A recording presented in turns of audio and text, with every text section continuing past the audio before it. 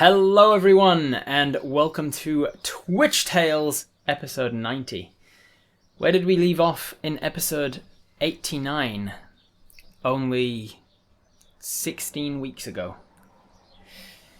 Well,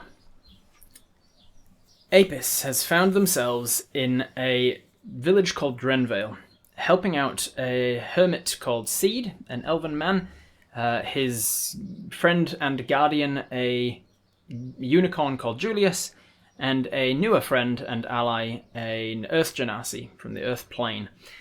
They're helping them to fix up some sentinels, some basically guardian creature statue things that help to maintain the order and balance of the various different planes.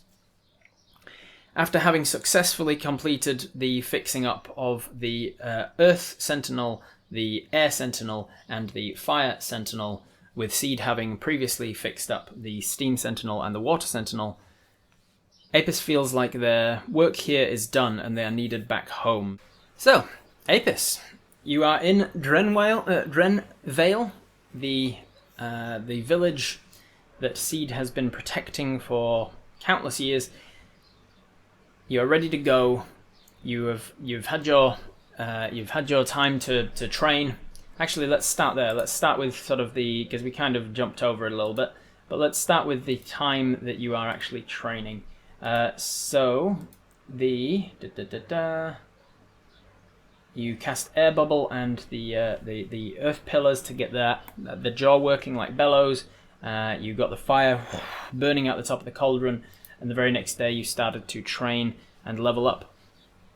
Being that you are going to level 8, and in my games there is a time requirement for leveling up, you take the same number of downtime days as the level you are going to train. So you took 8 days of downtime to train to level 8. And on the very first of those days, I think it's... let's see. Is there anything that would indicate this to you, and any external force? I think Julius might know this. As a celestial, he would be in touch with the gods. He would be in tune with the gods and their needs. I think he would mention. But then, if that's the case, he would have also mentioned various other things that had happened. So I don't think he does. I think it's going to be a retrospective thing that you look back on and go, oh, look at that. So never mind. You try for 8 days to teleport, but given that you can't do anything that requires that counts as anything other than leveling up, essentially, during those 8 days, those 8 days of trying to teleport also fails. Lots of redacted right there. There is, yes. I was in real time working through something that I was like, oh, let's do this. And then I was like, that's actually not. That doesn't make sense. I don't want to spoil certain things. So by the end of that 8 days, you're on your last night. You're on your last night before leaving with the Myconids. And you're walking through the East Drenlark forest with Seed and Spear. You're not dreaming. Fancy, you're just walking through the forest with Seed and Spear on the last night of your level up. Why would you think that there's a dream coming? None of you are talking, you're just quietly thinking your respective thoughts and enjoying each other's company. Just passively. You're switching your attention between eyes up on where you're going and eyes down on where you're stepping when some tracks catch your eye. You double take. As a dwarf who grew up in a shepherding village, you recognize sheep and goat tracks easily. You stop and crouch a little lower to check. It's possible it's a deer, but the two sides of the hoof are a little bit bowed. It's far more like a goat. But the two problems with that are there are no goats in this forest that you know of, and also they're a bit too large for any goat species that you know. Your curiosity takes over and you begin to track this large goat. You ask Mel to land on your bag perch so as to keep her quieter, prevent her buzzing. And you're so focused on following these tracks that you almost don't notice the vegetation around you becoming a little less healthy at first. When you go to push back a low branch and it cracks and crumbles as though desiccated, you realize and you take in your surroundings. You feel sure that you had someone else with you in the woods besides just you and Mel, but you can't remember who. More pressing, however, you also don't really remember why you're here, or even, most alarmingly, where here is. You stop still and silent to let your senses catch up and bring you more data. This forest is sick, that much is undeniable. You also feel a draw onwards in a particular direction, but you don't have enough markers to tell you which direction that is yet. Perhaps if you could see the sun. You press on further, moving slowly now, and keeping your eyes up and alert. Your bow is strung, your arrow nocked. You are being observed. You don't know how you know it, but you are sure that you are being watched. Something is waiting. "This is not your land," a voice speaks to you in your mind.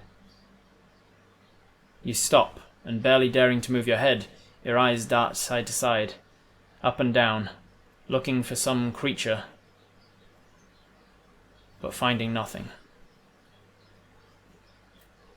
"This is not your fight," the voice continues. This time you allow yourself to engage your neck and slowly shift your field of view behind you. Standing there, 15 feet behind, right on your tracks, Julius. His brilliant, radiant white coat somehow dulled in the sickness and the darkness of the forest. He is unmoving, unblinking, just staring.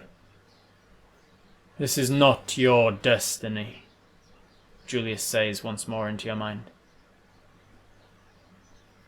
A long pause between the two of you before a sound off to your right snaps you both from your staring competition, and Julius turns his head towards it, and then back to you. "This way lies death," he warns you, or perhaps threatens you, before trotting past you without a sound. He feels cold. So cold that being just near him makes you feel weak and ill. You cannot dwell on it for long, however, because you hear the sound of voices approaching. They're speaking a beautiful, melodic language that you don't speak, yet you somehow understand them. "That, I believe, is the point, cousin," the deeper of the two voices says. "Indeed. I do so enjoy meeting the new ones. Has there been a dwarf before?" the other replies. "You would be misguided to place your inquiry of folk species on me, cousin." "Of course. Well, I should like to—" Oh! They cut themselves short. "They're here already. How intriguing." "Far more, my friend. They also comprehend our discourse." There is a silence that follows, until at long last it is broken by the entry of a woman from behind nearby trees. She appears to be around 5 feet tall, rather heavy-set, round-faced, auburn-haired, and adorned in yellowy-green feathers and a large bustle. That's the big bum thing that Victorian women wear. She stands and inspects you from a distance for a while. You eventually become aware that you have your voice. Apis. You realize you're dreaming, and you can now start to lucid dream. What do you want to do? You're standing in a sickened forest, staring at this woman. Who are you? It's always the first question, she replies. Who am I? Such a focus on who. That's all she says. It does not look like your mother, Avis. You're not my mum, are you? Seems to be a genuine laugh from her. I mean, I suppose I am, but no, not in the way you mean it. Why am I here? Well, why are any of us here? You'd have to be more specific as to what you mean by here, I suppose. Levitate now because we can? Sure, you know what? Let's make this the first roll of today's session. Let me just get my webcam set up where it should be. There we go. Let's start the old dice cam. Let's push some of these dice to the side. I know it gives a lot of anxiety for people to see all of these dice. Basically, I've got 2 sets of Apis dice and 2 sets of Mel dice. And so there's a lot of dice in there. But let's take them all out and give Apis a roll just to see if you can levitate yourself in this lucid dream. 13. As I will make it an intelligence check, essentially, to see if you can control your own abilities. That's a 13 plus 3, that's a 16, and you feel yourself start to lift off the ground a little. You realise the boundaries and the possibilities of being in a lucid dream. What are you?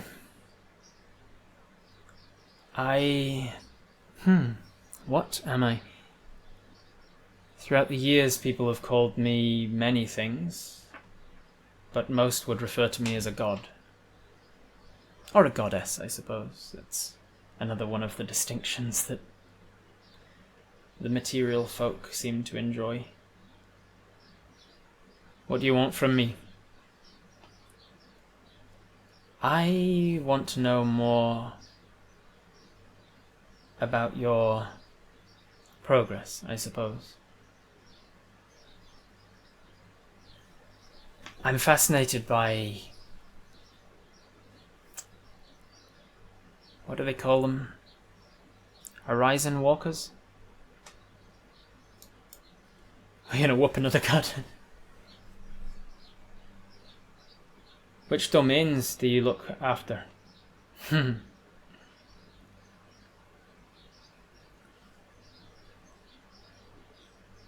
I suppose magic is the words you would use. The arcane? You know of the weave, yes? You do. You are well studied in the arcane. So Arcana is something that, as over the last 8 days, as you were training to be an arcane archer, you did take Arcana, and so you are definitely proficient. You are definitely well versed in the studies of the fundamentals of magic. Basically, there is a web, a weave, as it were, a web of intangible, invisible ley lines and connections and energy and whatever you want to call it that sort of blankets the universe. And then by connecting, by reaching out and grabbing these threads and sort of weaving them together, you can create magic. You can create effects. And she says that she's the god of that. What names may I know you by? What could I call you? You can call me whatever you like. Names have little focus to me. Most call me Celia. And you would know that it is one of the gods, one of the greater gods, in fact. She is in the, I think, Tempest domain or Trickery domain, I can't remember which, off the top of my head, but she's one of my greater gods, one of the 32. And her name is Celia, Silia. Beings such as yourself always seem to have an interest in me and my powers. Quite. You remind me of someone I didn't particularly enjoy meeting, sorry. No need to apologize to me. What about the person that you were calling cousin earlier? And you gesture towards the direction she came. And she says, "Oh, him? I don't think he'll be coming out. You're not the only one interested in me. It seems most everybody of your standing is. Well, your people are rare. If I was to be so humble, I would say that your people exist because of my predecessors' failures. It's my job to try and fix up some of the problems caused by the issues left behind. You mentioned if there had been a dwarg before earlier. I'd like to know for what. What do you want with me? Oh, I merely meant someone in your position who was dwarven in heritage. I am unfamiliar with any dwargish horizon walkers. Why are you reaching out now? Well, it seems you have been opening your mind to the possibility of the arcane lately. And I'm interested in assisting you with that. I'm hoping I could meet another like me in person. Perhaps. Some still exist in your version of the timeline. Why does this place look so dead? She looks around and says, I don't see what you see, my friend.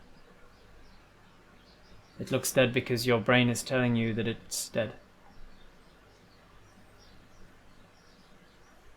I would recommend you ruminate on that for some time.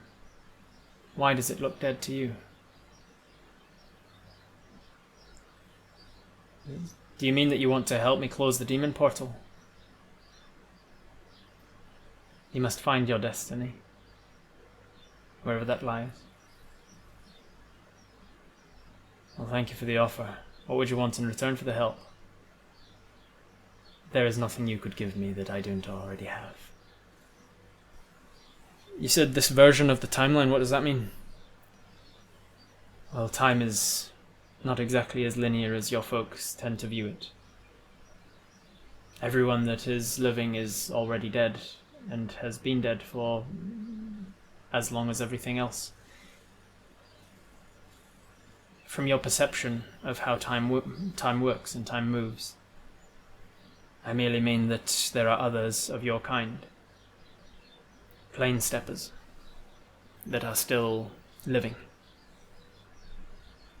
At this point, you see a rustling in the trees behind her, and an animal steps out into the clearing. A good 60 feet away behind her, and she's a good 30 feet from you. So about 80 to 90 feet from you is this deer, this very large deer that sort of stops and turns its head towards you and just stands there. I guess I'm not in a real place then, she says.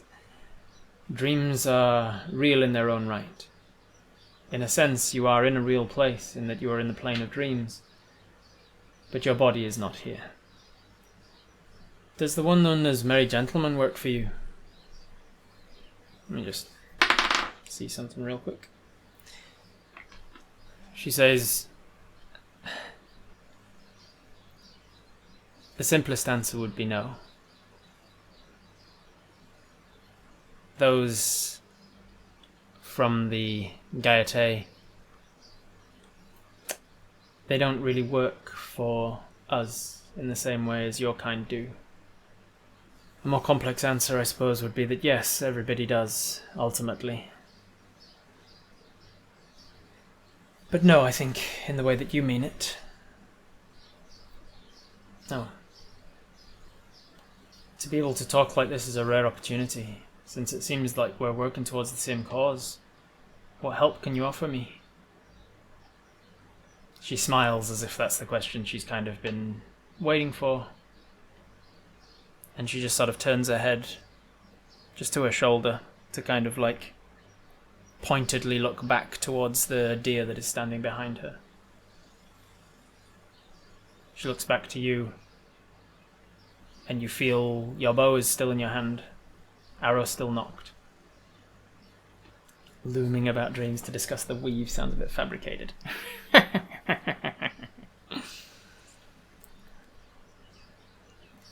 I'm asking you many questions. What do you ask of me? She smiles and doesn't look back. She just continues looking to the side, looking back over her shoulder towards the deer. You nod. You take aim. Just as you're about to fire. Are you Ultimas? She chuckles a little. No. You let loose, and I need an attack roll. You have a +8 And I'll tell you now that that deer is a DC 15. 19 plus 8, 27. The arrow strikes true. It strikes the deer right through the neck. The deer sees it coming with the twang of the bow and does not move. It hits the deer in the neck, and as it does, disappears into a black smoke that seems thicker than air, because it seems to drift downwards almost immediately. She smiles and turns back and says, "Somewhat impressive. But you're going to need to be a lot better than that." As the black smoke dissipates, you see that standing behind it, another 30 feet back, is another animal. This time, an animal that I don't think you would have actually recognized. For your perspective, for your brains, people at home, it's an antelope. But I don't think Apis has ever seen an antelope before, because of where you've spent your entire life. But it is a greater distance away, and it is a slightly more agile animal.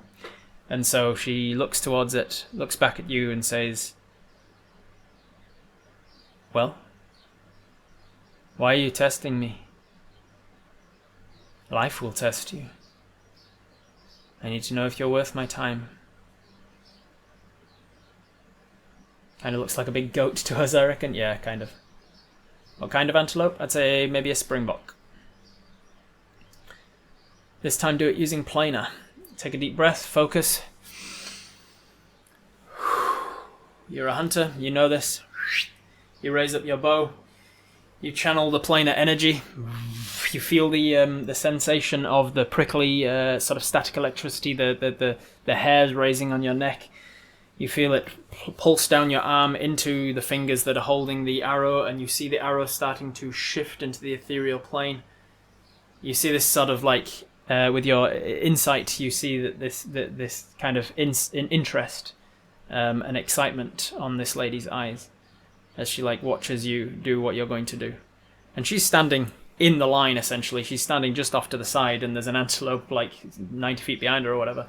And so she's really putting a lot of trust that you're not just going to accidentally fire it off to the side. Basically, you don't want a nat 1. The DC of this one is a 20. So here it goes. That is a 6. A 6 plus 8 is not going to be enough. So you have a lucky horseshoe and you have a hero point. Do you wish to use a lucky horseshoe and or a hero point to re-roll that attempt? Because you are currently going to miss on your second test. Alright, we are re-rolling using one of them. So we are going to use the horseshoe to re-roll that and hope for something better than a 6. That is a 9. A 9 is not enough. With a plus 8, that is going to miss the D20, the DC 20. So do you want to use a hero point?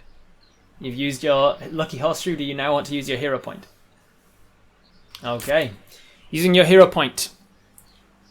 For the first time since this new overlay, we are using our hero point.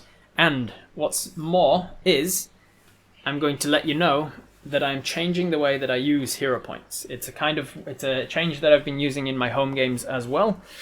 Basically, they are going to be much harder and rarer to come by. You are going to start each session with one, and you can theoretically recharge them, but it is a lot more difficult than just making a pun that makes me laugh. But the counter to that is that they are far more powerful. A hero point is no longer just a reroll, it is a turn it into a success. You can use your hero point to approach the bench and say, hey, can I petition that for a hero point this thing just happens, because it's the coolest thing to happen, it's the most story appropriate thing to happen, it's at the end of an arc and like we really can't afford to miss this and screw up the story kind of thing. So basically the hero point turns this from a failure into an automatic success without having to reroll. You fire off your planar warrior arrow. It disappears into the ethereal plane as it passes the bow. There's just this wave of energy until it hits the antelope square in the neck, turns back into this plane, and brings with it all of the force, the planar force that comes with, and explodes this antelope into black smoke. She says, "That's quite the shot. You have the skills of a great warrior. But a great warrior is as far from a demigod as a dwarf is from a worm." And as she says this, the dark smoke dissipates of the antelope, and you see, even further behind it, a good 100 feet extra, another animal, standing in the forest now, a brilliant white stallion. Taking 20 on shooting the animal. Yeah, take 20 minutes to fire. See if one of them's going to hit. Should I expect to be fighting any demigods? I think a person with your destiny, a person with your skills, a person who has attracted the attention of so many of us, should be expecting great things. Great and powerful and dangerous things. She turns and looks back 200 feet or so now to the brilliant white stallion that is standing in the forest. Oh, no pressure then. Really want to use the lucid dreaming ability to fire an arrow from our quiver rather than our bow, perhaps even one using our seeking arrow ability to hit this creature. Very good, Tree of Dave. Alright. I still know very little of what you speak about my skills and destiny. I'm just trying to do the best I can to help with what I have. And what you have is far more than most. Alright, try the D100 to end up next to the stallion. Alright, that's a pretty good idea. Let's try it. So, you're the one to suggest it, Matt, so give me a number between 1 and 100. What this is, for anyone who doesn't remember or hasn't been here before, is Apis, as a Horizon Walker, has abilities with teleportation and planar travel and such, and eventually, at a high enough level, you get the ability to teleport over, with parameters. What I'm giving you is a chance every day to just see if you can do that even earlier than possible. There's only a 1% chance of it succeeding, but you can possibly teleport sooner than you should be able to do so. So I'm going to roll a percentile die. Let's roll it with Apis' dice, not Mel's. There we go. And with a 61 is not a 31, so unfortunately it does not work. You try and force yourself over to the horse, and you're trying to do so via your portal magic abilities, not your lucid dreaming. You're trying to force yourself over there. You feel yourself starting to go, and then the god stops you and says, "Not using the dream." She can feel what you're trying to do. Not using the dream. You won't be able to rely on that on your plane. And so she's stopping the lucid part of your lucid dream, and just, stopping the infinite possibilities part of the lucid dream. You can still act and choose your free will. It's just that you can't manipulate the surroundings around you anymore. Half credit for getting one digit, yeah.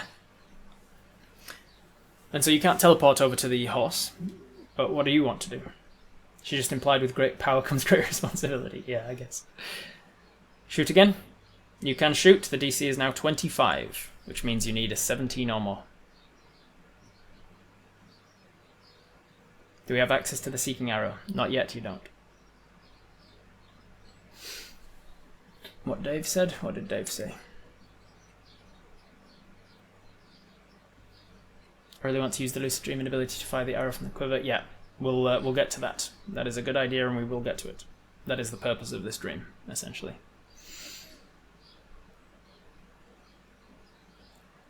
Misty, step closer and then shoot. Okay, you can try and do that. This is a long distance for you, you realise. You get the bow out, you draw it back. This is a long distance if you can get closer. You feel yourself 30 feet closer and surround yourself in misty white smoke. You find yourself closer and fire. I will say that it's, instead of a DC 25, it's a DC 24 because you're 30 feet closer to this like 200 thing. And let's see if we can go. Let's see if we can get it. 19. 19 plus 8 is enough. As you strike this horse from a distance, putting that misty step inertia, the momentum behind the arrow, it strikes through the flank of this horse and just dissipates it into smoke immediately. She is impressed and says, "Very good. Perhaps you do have what it takes. Perhaps you do. However," with her single word, she manages to crap all over your feelings of accomplishment. "However, it is one thing to hunt a beast. It is another thing entirely to hunt a sentient creature from another plane. One of the upper planes." And then their forms sort of coalesce. These three, this white stallion, this antelope with the horns, and this pronking deer, this deer. You see them kind of merge form as the horns sort of shrink into one and coagulating out of smoke. You see Julius, the brilliant white unicorn.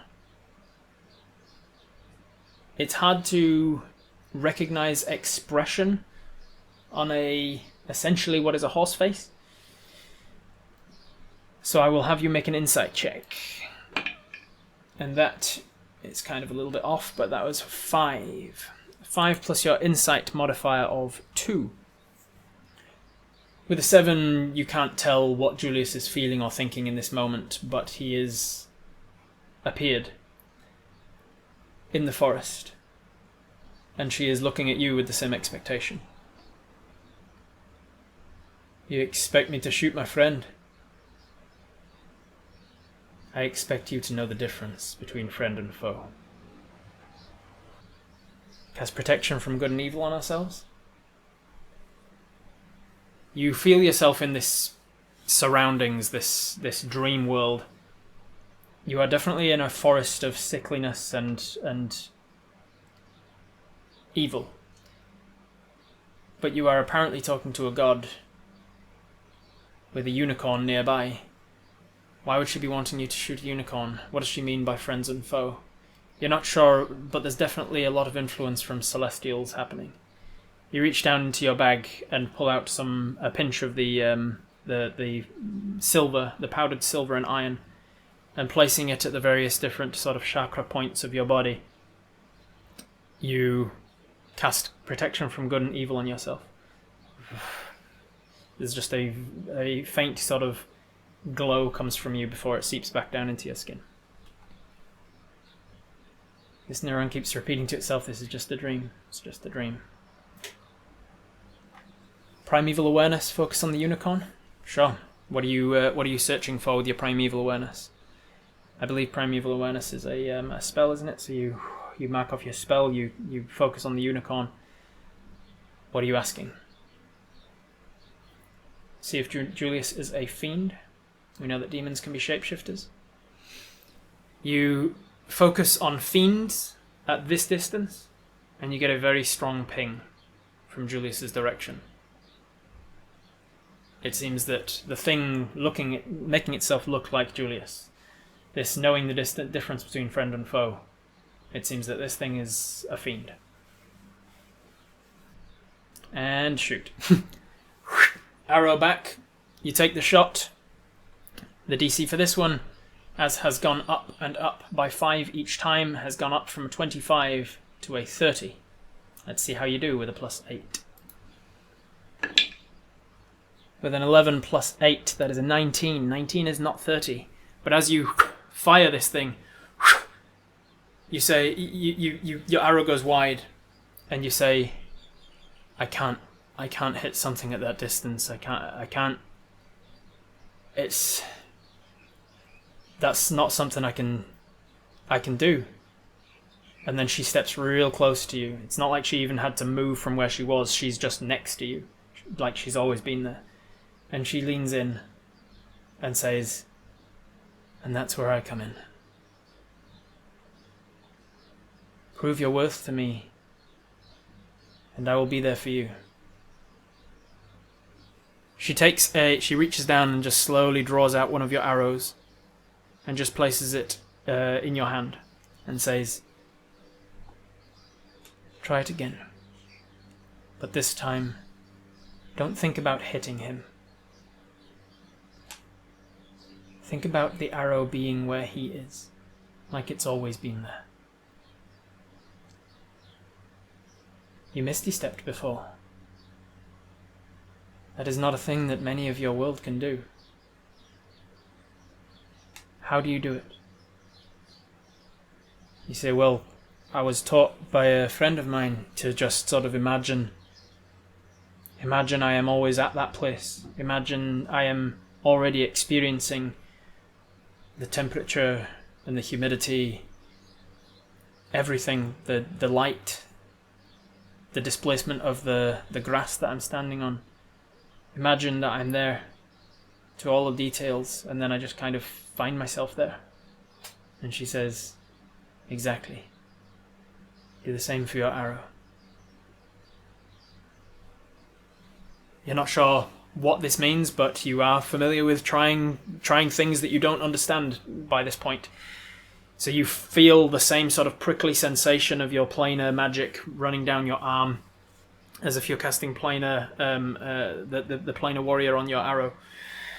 You draw it back, and let's see if you can cast your seeking. With a 2, you are unfortunately wide with your arrow again. You cast planar warrior on it and fire it off into the distance. And she sort of chuckles and says, no. You're still focusing on putting the arrow where it needs to go. Let the arrow seek your target. Let the arrow feel where it needs to be. You pull back your arrow again. You let go. Let's see how it goes this time. 15, there we go. I'll use for flavour, I like what Sparrow says there. You cast Misty Step again on this arrow, channeling the magic into the arrow this time. And as you loose, the arrow sets off on a completely different path. It sets off up to the sort of upwards as if a strong wind had taken it, and then it takes this like really arcing sort of banana, and then it starts to seek downwards towards. And as it starts to come down, Julius turns and sets off running at full gallop into the forest. And you and Celia, the goddess of the arcane, you start to sort of find yourself floating through the forest as fast as he is running, so he's always at the same distance. Without any effort from you, you look down and you see that she's just gently touching the base of your elbow, and you're both just sort of flying towards the unicorn, flying after the arrow as it's seeking and weaving and winding its way through the trees. Eventually, it strikes right into his back end and disappears into black smoke. I did it. Yes, you did. You hear the voice of a creature you'd almost forgotten was even there in the first place. The creature that was originally talking to this woman, calling her cousin. Use the Force, Apis. You spin around to see where the voice came from, and you see nothing. Celia laughs and says, I know you're looking for him, but you don't find the god of the hunt. Not without hunting. She looks down at your quiver, back up to you, and says, "You think Julius was hard to hit? There is only one way to find him. Seek him out." What do you want to do? Alright. You pull up your arrow. You think of where he is, but you have no idea. And you say, "Do I just think of him?" And she says, "Perhaps. Perhaps one day you'll be powerful enough to hit anyone with this. But for now, let me assist you a little." And as she says this, something in the corner of your eye just catches, just like a little movement. Something in the corner of your eye catches, and you see what looks like the tip of an iridescent dragonfly wing, but like a large one. The tip of the wing is probably like this big. It just flitters for just the slightest of moments, and then it's gone. And she says, "Now you have something to look for." And by the rules of the seeking arrow, at this level anyway, you have technically seen him in the last minute. So you think of him, you say, I really don't want to hurt him, he's helped me so much. And you hear a bellowous laugh in a completely different direction than the direction of the wing.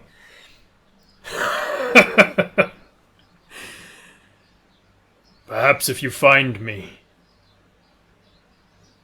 I will give you the ability to hurt me. But for now, you need not worry. You close your eyes, you whisper, "Ultimes," and you fire. Let's see if you can get the seeking arrow to work. Yes, 11. The DC is going down because you succeeded on it the first time. You focus on it, you fire off.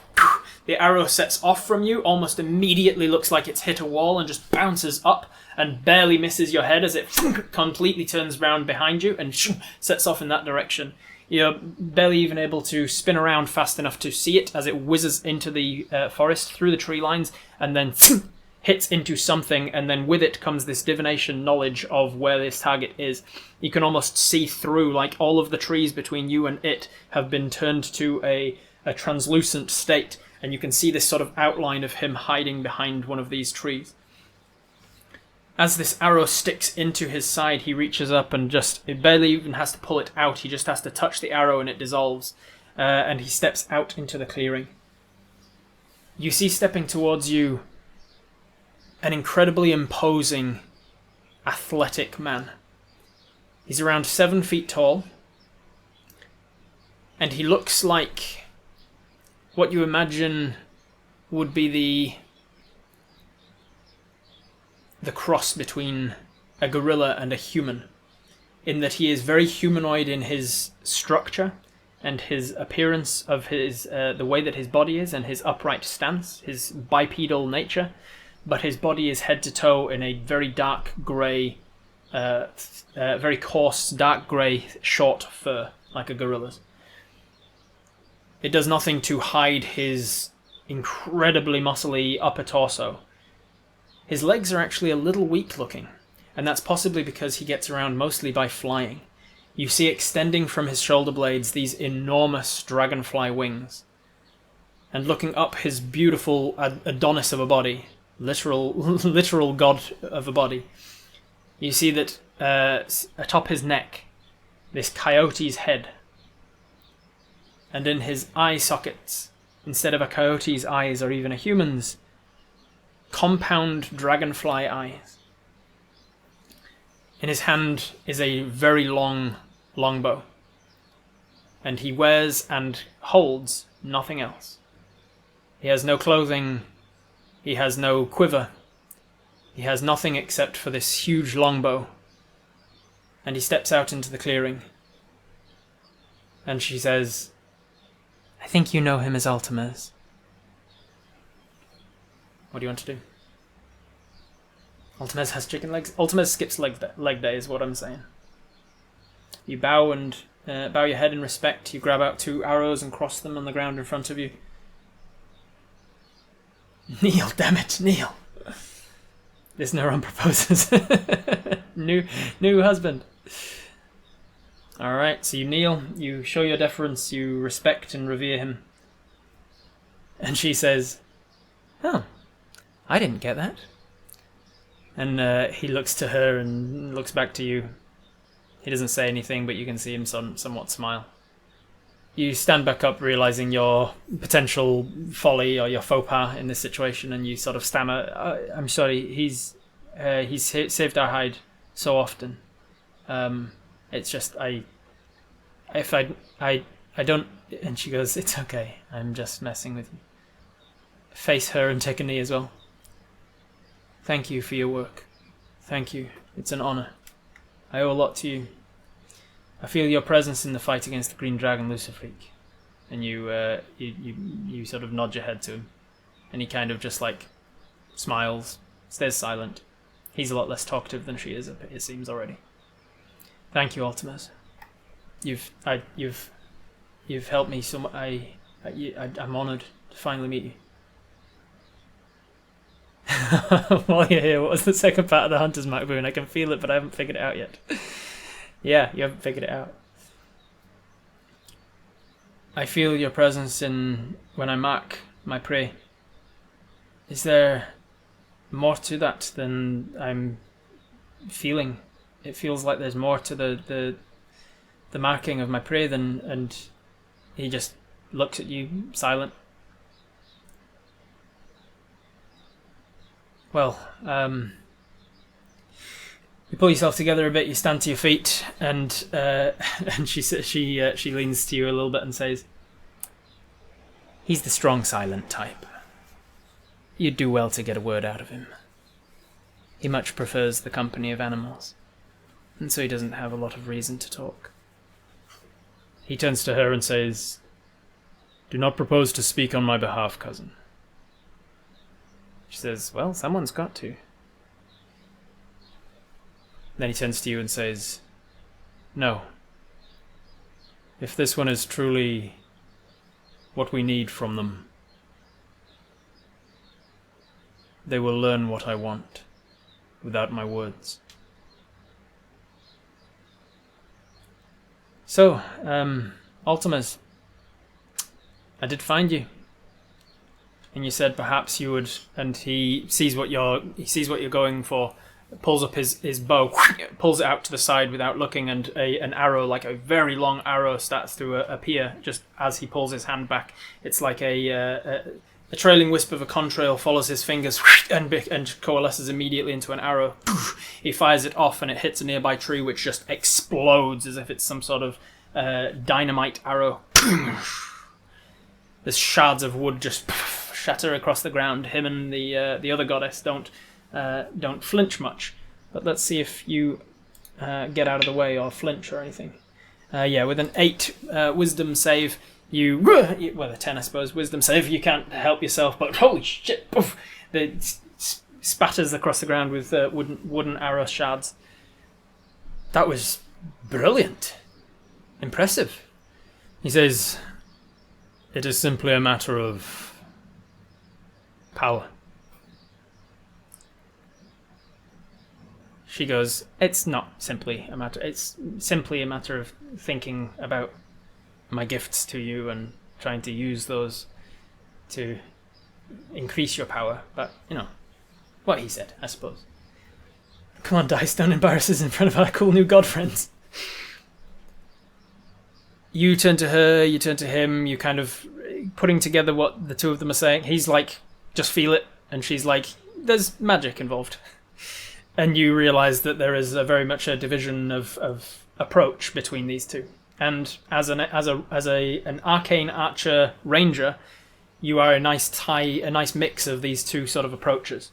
You can just feel the magic, feel the nature from the ground, or you can think about the studious, the weave, and think about how you approach putting together elements of what magic is to utilise that to your to your end, to your means. And so basically I'm giving you guys the choice to to go about how you're going to practice this thing. He's looking to you with expectation, and there are lots of other trees around, and it is now time for you to try putting this explosion into your arrows. What do you want to do? Do you want to use a nature approach or more of an arcane approach? When does everything come with homework? Very well, Ultimus. Why do you think I would want to hunt or hurt you? I want you to have the ability to do so, but the wherewithal to know better. That's a very impressive bow. He looks down at it, and he hands it out towards you. Really? I'm going to make an insight check. Insight check for you. 7 plus 2, 9. You have no idea, but it is seemingly clearly like, give me that bow. Planar warrior explodes, just use the explosion part to make it happen. Yes, indeed. How tall is that bow compared to Apis? It is at least twice your height. You got any old bows that you don't use anymore around the material plane? It's hard to see if he's smiling or not, given that his face is a coyote. You take the bow, you examine it, the feeling, the weight, the smell, the texture. As you take it from him, the size of it shrinks down to a more appropriate size for you. It retains its beautiful, ornate kind of curls, and the wood is something you don't recognize, like you don't know what sort of wood it's made from, but it is incredible.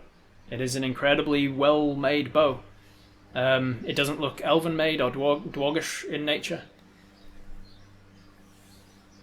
You string one of your arrows, like knock one of your arrows and like pull it back, like watching him to be like, is this what you want? Are you okay with me using your bow? And you take aim at one of the trees, and then you fire.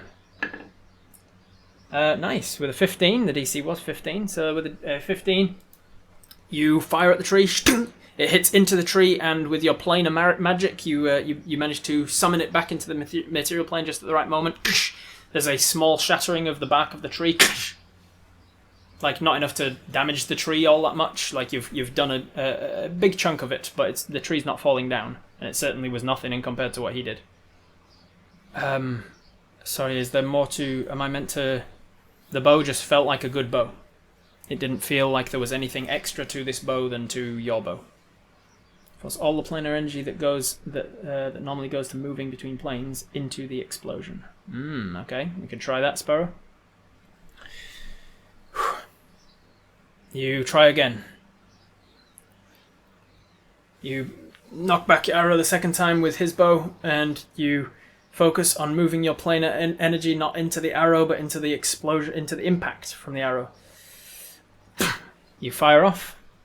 Are you trying to do so via your understanding of nature or your understanding of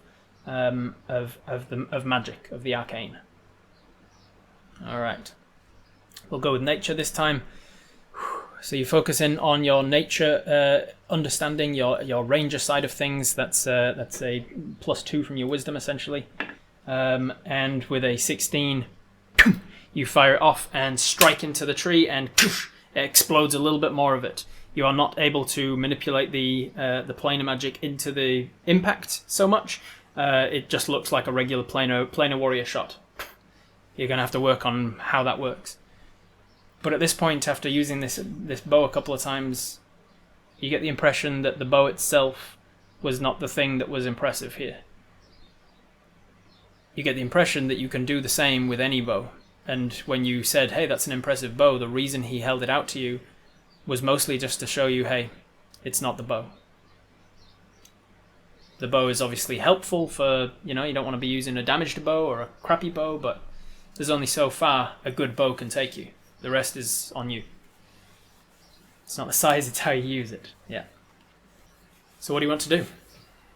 Can we try pulling from both nature and arcane simultaneously next time? You can, yes. You want to shoot another arrow with this one?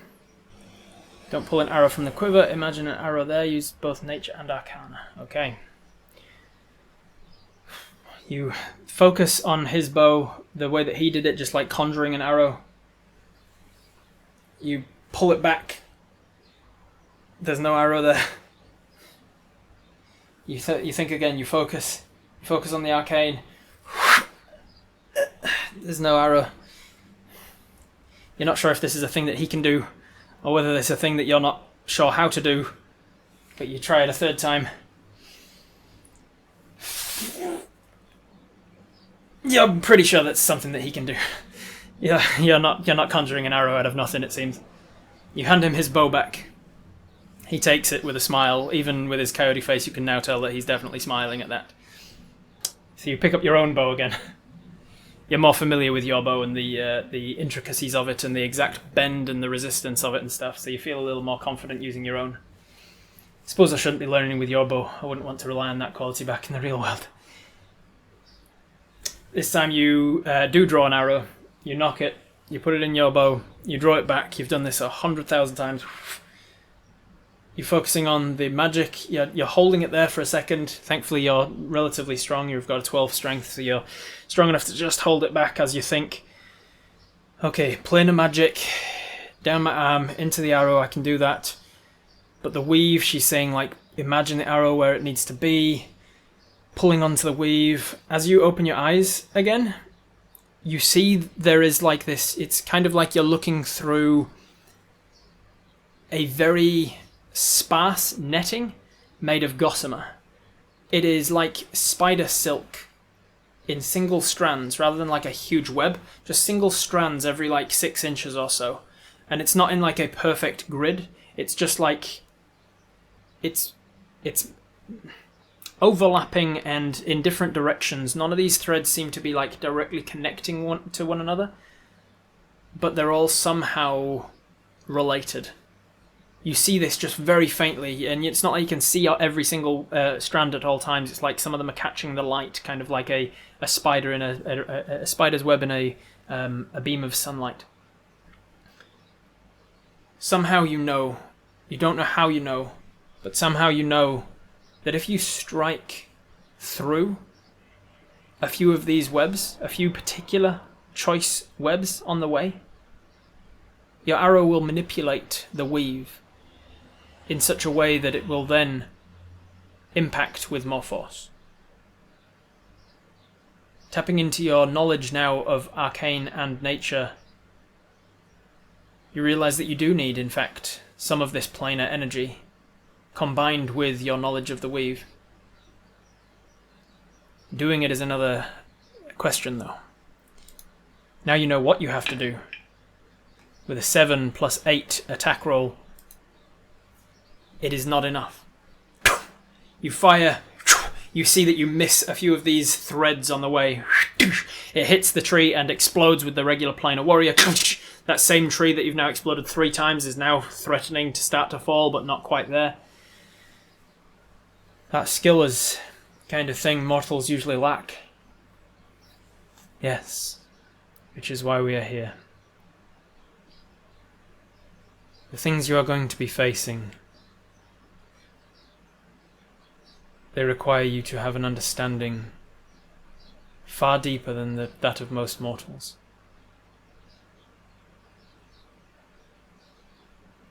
You are about to get into your most dangerous challenge yet, Apis. And there is nothing stopping you dying. You are not destined for greatness. You are fated for greatness. That fate can change.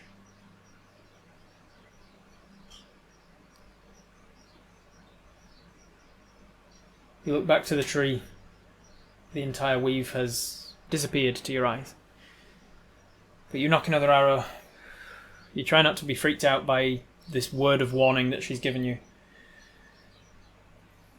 You look back to the tree again. You knock an arrow and you think about the weave, and sure enough, just in the area between you and the tree that you're aiming at, you see this weave start to emerge once again. You fire off. And with a 9 plus your modifier, you strike it with greater force this time.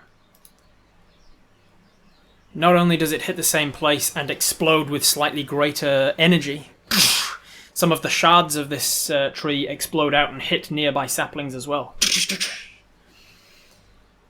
This is something you're going to still have to work on, but you have learned both Seeking Arrow and Bursting Arrow. I think there's promise there, you say, and you turn back towards Altamez, and you see that he's no longer standing there. You turn around the other way towards Celia, and you see she's no longer standing there. You do, however, see Julius. He's just standing as if he's been watching the whole thing from afar. You see him peeking through several trees, not in the same clearing as you, just watching, and there is an air of malice coming from him. And then you hear Altamez's voice as you look at Julius. He says,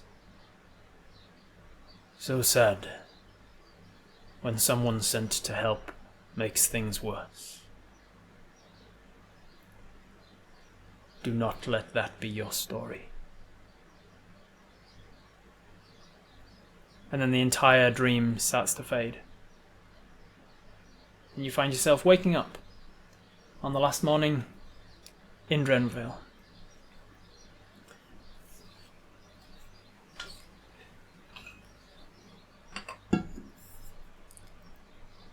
I heard you liked dreams, Fancy, so I gave you a dream to write. That's right? You enjoy writing the notes about dreams?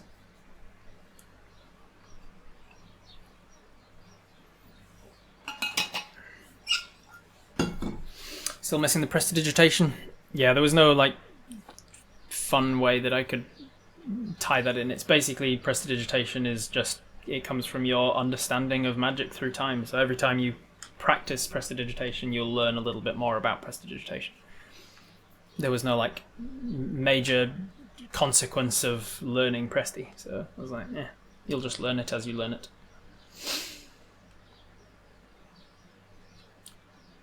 So who is this that need this level of force? Same one that destroyed the Sentinels and wants to bring the dragons back? Oh, they're gone.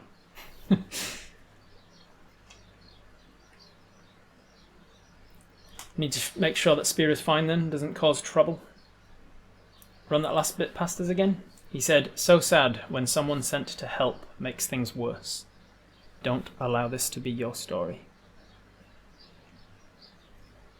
He's saying, you are being sent by the gods to help.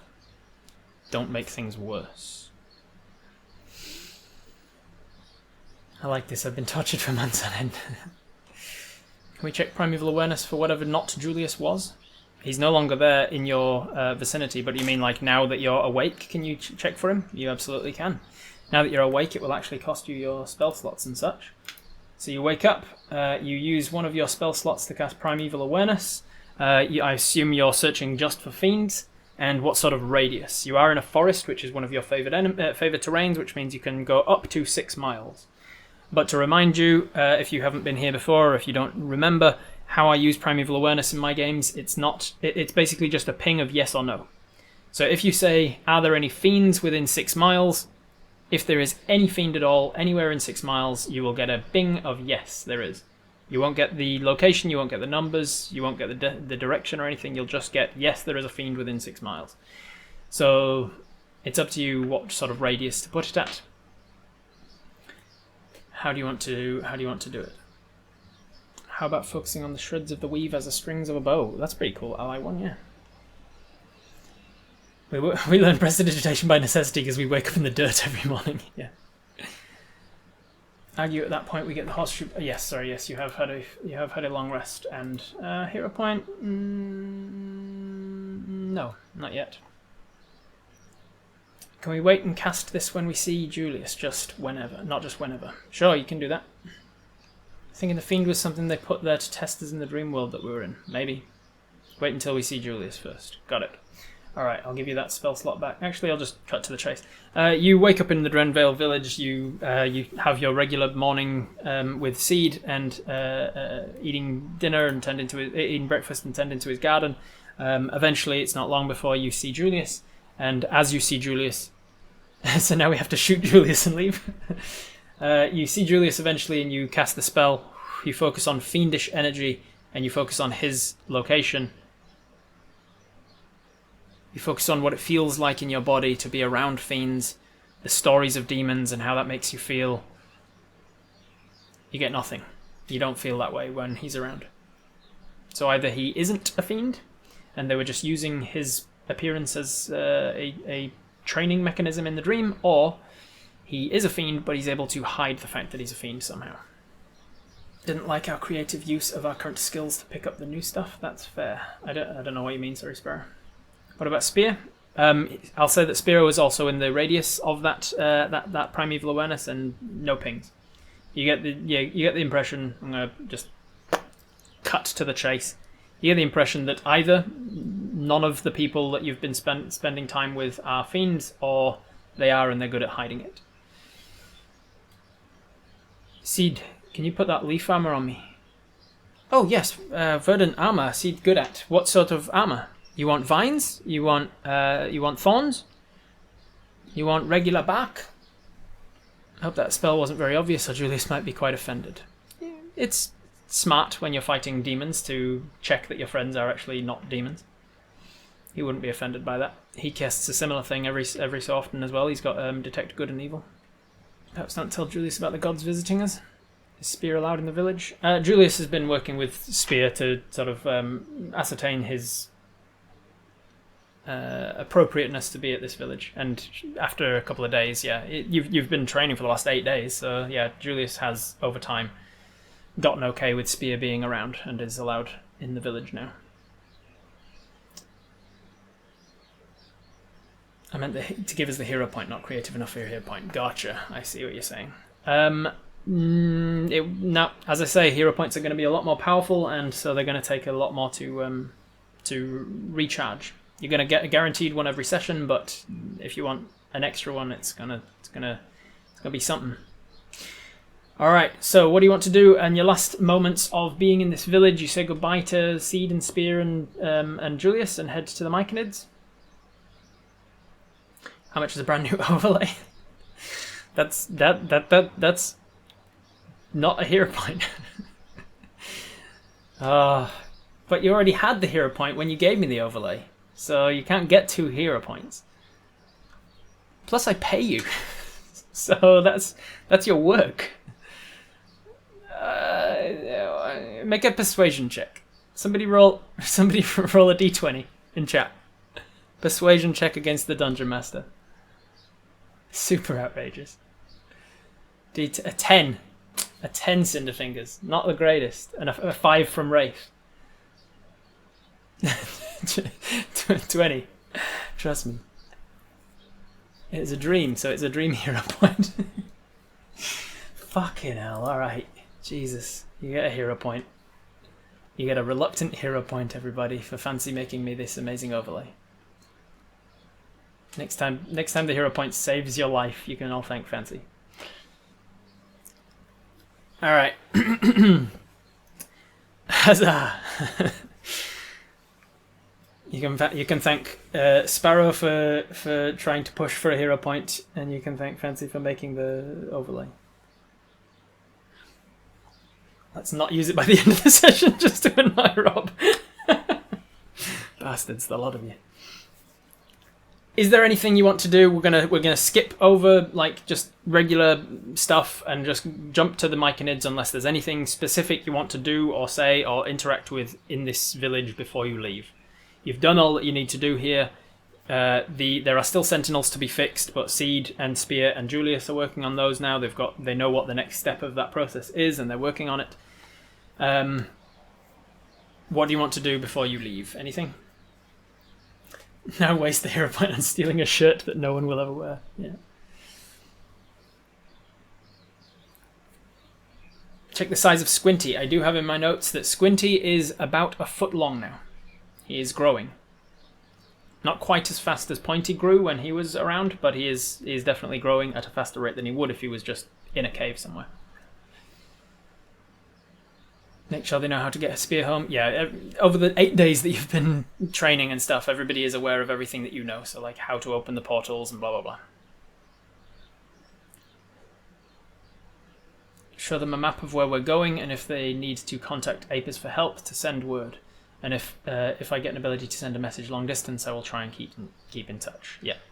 You let them know all of these goodbyes. Hey, don't be a stranger. Keep in touch. If you need me for anything, I'm only a myconid transportation away, hopefully. I can potentially come back if you need me. But, like, send word. I'm sure the animals will be able to find me if you send an animal messenger. Yada, yada, yada. Blah, blah, blah. I'm hopefully going to get some braces that can allow me to send the messaging spells. So, hopefully I can keep in touch with you as well. Blah, blah, blah. Teary goodbye. Teary goodbye. And then you head to the myconids. The Dren message as well, the Dren tree. You head to the Dren tree. You've still got your myconid in touch with forest kind of thing. You let's roll a d20 for you as you kind of get in touch with the Dren tree. With a 14, you feel out the emotions of the tree. Feels calm. There's nothing particularly emotive about it. You take 20 to just sit with her and meditate for 20 minutes before leaving the village and just say bye to Drenna. Thank you for everything you did. Thank you for showing me the for trusting me and showing me the sentinels and all of these visions that you've given me over the time. But she doesn't speak to you directly. All right, you will head to the myconids with Seed in tow. Seed will wild shape into something that can transport you out there, or Julius teleports you out there. However it is, you manage to get to the myconids, and you explain to them. You take with you some like rotting wood and stuff, and be like, "Hey, trade for you. Here's some rotting wood for you in return for sending me through your portal, your network, your Tran-spore-tation." Which I was really proud of coming up with that last night. I was like going through all kinds of things. I was going through like mushroom terminology. I literally opened up like a website all about mushrooms to be like some sort of pun. I'm sure some sort of pun. Close the spells. I'm sure there's some sort of pun regarding mushrooms and teleporting, and I was like telesporting. I was like, telesporting doesn't work. Telesport, a hub, transport hub, transportation. I was like, there it is, got it, transportation. And then after coming up with the title of the episode, I went back and like I was double checking where we were at with the story. And I was checking all of the written recaps that Fancy and Wraith do every episode for us. If you don't know that there's written recaps, check out the Discord. There's a Twitch Tales channel with written recaps of every episode. And I was reading those recaps, and in the episode where I described the mushroom teleportation, Wraith said Tran-spore-tation, ha ha ha, and I was like, God damn it, Wraith stole the joke before me. I didn't even know it. So, GG Wraith. I hope we teleport from a small hole in which there is not much room to breathe. A discussion with Mel for what she picked up while we were training. That is a very good question. I completely forgot to level up Mel. I will write a note to myself to remember to give Mel her new level up abilities. I don't really want to do that now because it'll take a little bit of time and I'm running out of time already. You can make a note to remind me, Fancy, thank you. Just yes. Mel, I did think about it as well last night. I was like, oh yeah, that's another thing to do as I'm preparing for this. I was like, oh yeah, I need to level up Mel. And then I forgot. You talked to Mel about what she leveled up. What have you been training over the last 8 days, Mel? And she goes, what? Was I meant to be training? I'm sorry, I was just enjoying the forest. It's not much time, not often that you get to just sort of enjoy flowers around the unicorn's forest. There are a lot of beautiful flowers in this forest. Did you know, Apis? I found a really nice big yellow one. It was like a pale yellow. And you're like, yeah, okay, never mind. She got distracted and forgot to level up. But she will when I remember. I need to detox her from all of the flowers, yeah. Mel's still wasted. Just drunk on all of the flowers for a whole week. Executive functioning's hard. I know, right? No more flowers for Mel.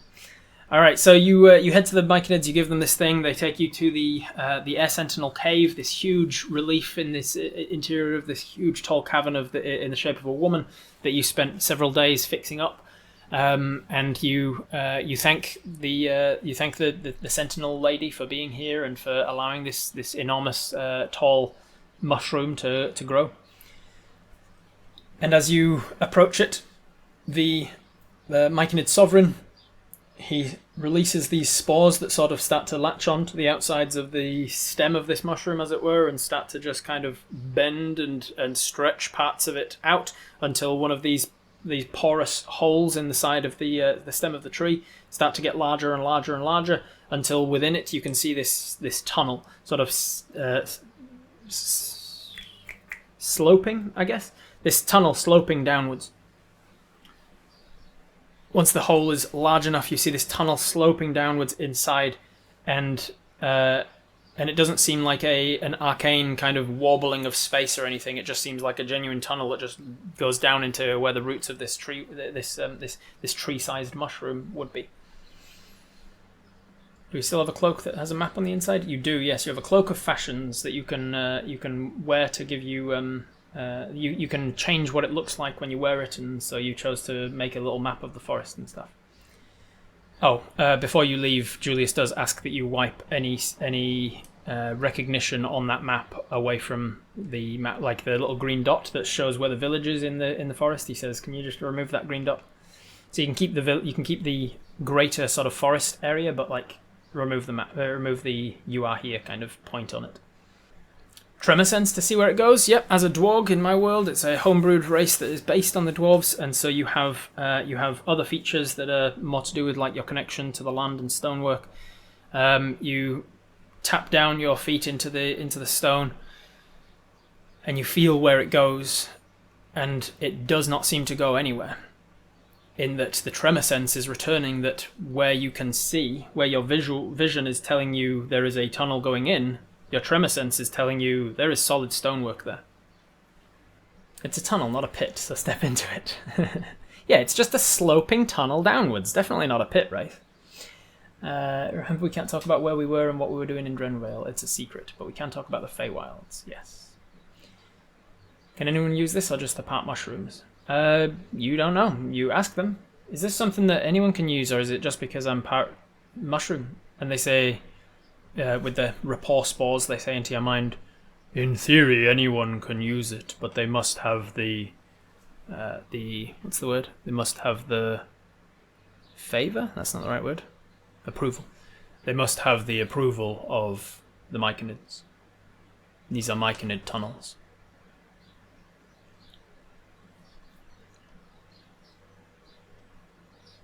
Last general insight on Julius. You generally insight on Julius. You don't get any odd feelings from him.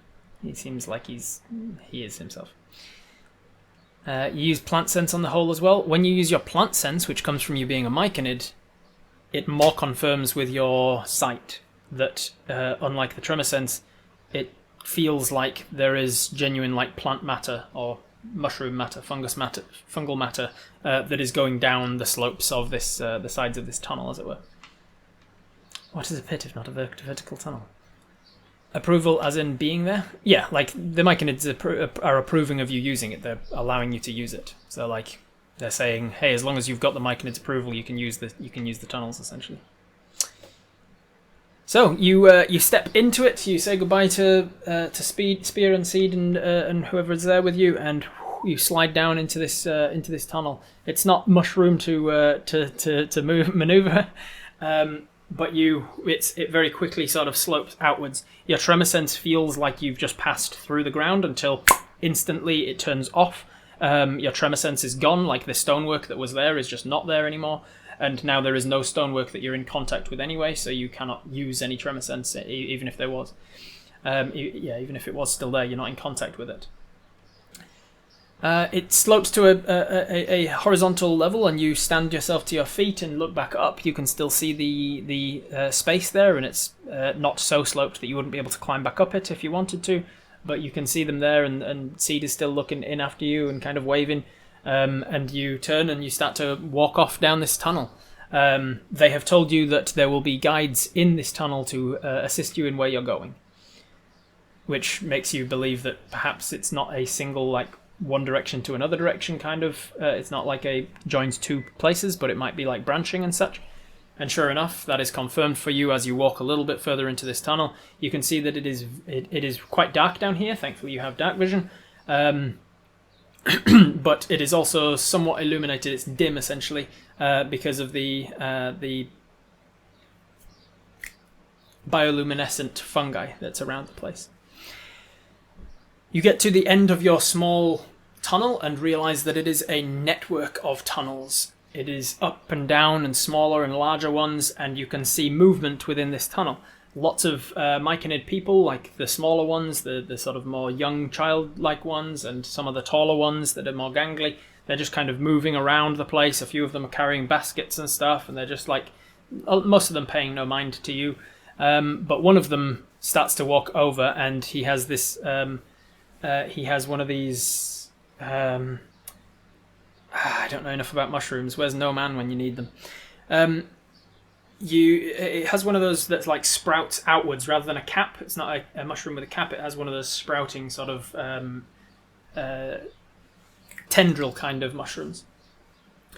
This creature approaches you and through the rapport spores that are still ongoing with you, asks you, to where are you destined? Kind of like the slime mold when it reaches out like that, yeah. The enoki mushroom, is that what they are? I've got them in my head. I know what mushrooms I'm trying to think of, but I don't know what the hell they're called because I'm not much of a culinary man. Nor am I much of a botanist. He says, to where are you destined? Show them the map, hoping it means something to them. This is as best as I can do. You grab your cape and bring it round. On one side, am I right in thinking, Redile, that you have the map of the Drenwheel forest, sorry, the Drenlac forest on one side, and you have, as best as you could remember it, the map of your hometown area on the other side? Is that right? Rob's not a fun guy. We're going to, ideally, a place called the Dead Woods on Corintiel. Do you know it? Let's see if he does. He should, hopefully. Ooh, not with an 8. Oh no, with his modifier though. Because he is a guide. Yeah. He goes, I know Corintiel. I believe we do not refer to it by the Dead Woods, but I believe I know the area that you speak of. Follow me. And he starts to lead you through these tunnels. What do you refer to it as? And he just projects an image into your mind of basically the Dead Woods as you see it. It seems that in myconid language they don't really necessarily have words because they don't speak with audio. They don't speak aloud. They speak through telepathy and just directly transmitting the meaning of what they're wanting through to you.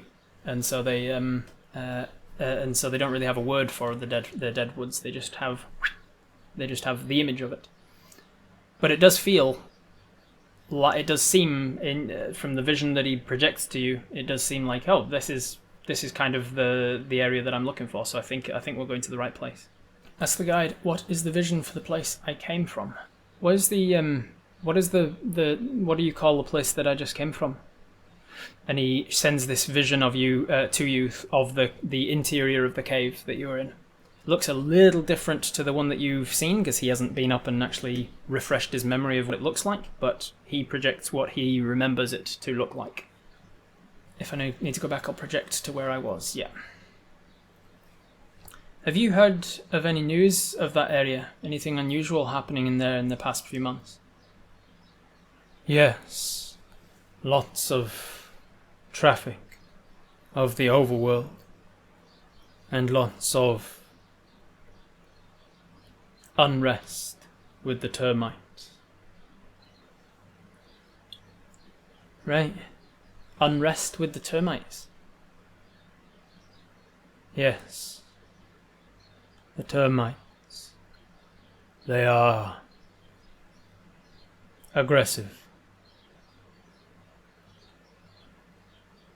and the people, the overland folk. They have been moving through in greater number,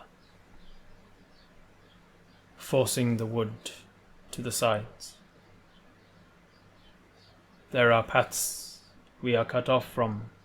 We do no longer reach certain areas of what you call the dead wood. Flashbacks to that giant crunchy termite that tried to eat our tree bed way back when? Yep. That's probably why they're being aggressive. Yep, probably. Has there been fighting around there? Yes. It is dangerous to our folk, but perhaps you would fare better. Did you hear anything about a solitary mountain?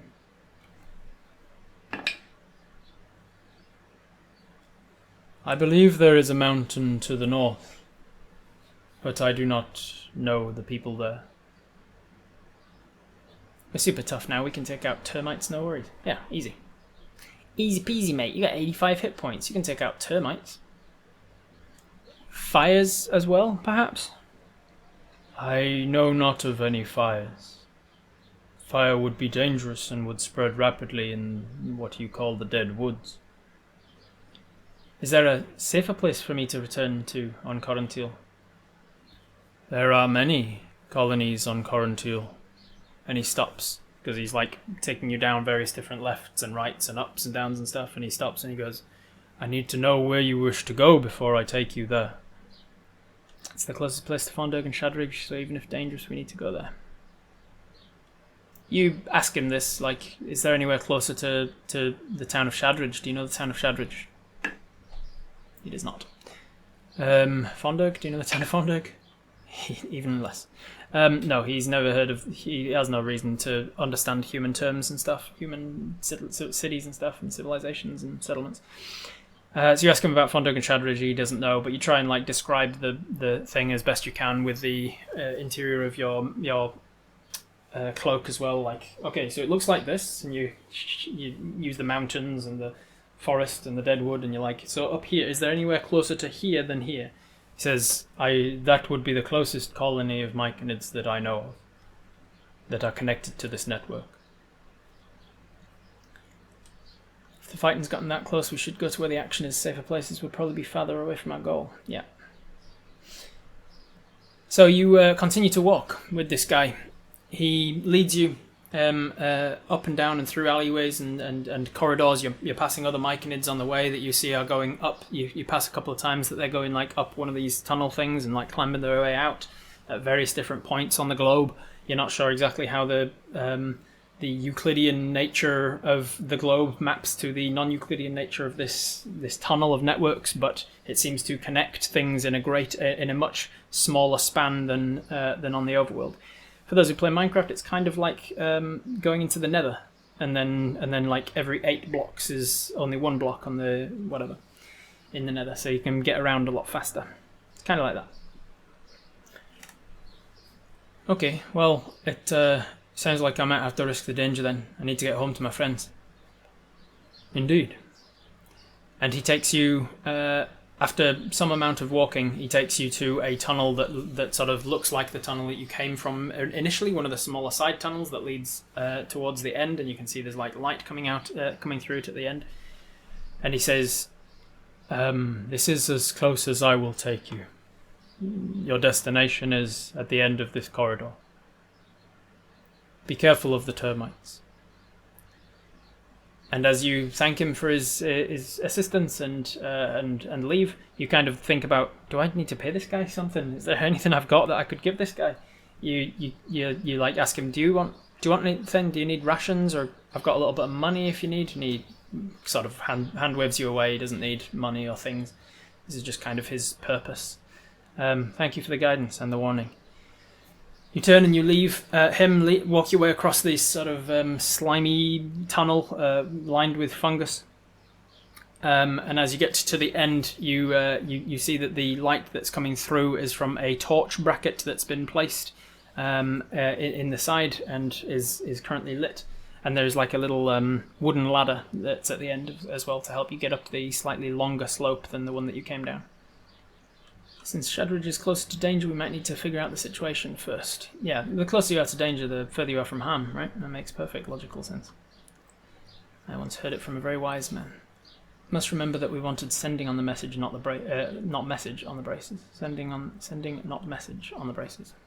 Which one did you commission though? Which one did you ask for? Which one is she going to have put onto your braces? Don't worry, the braces are gone anyway.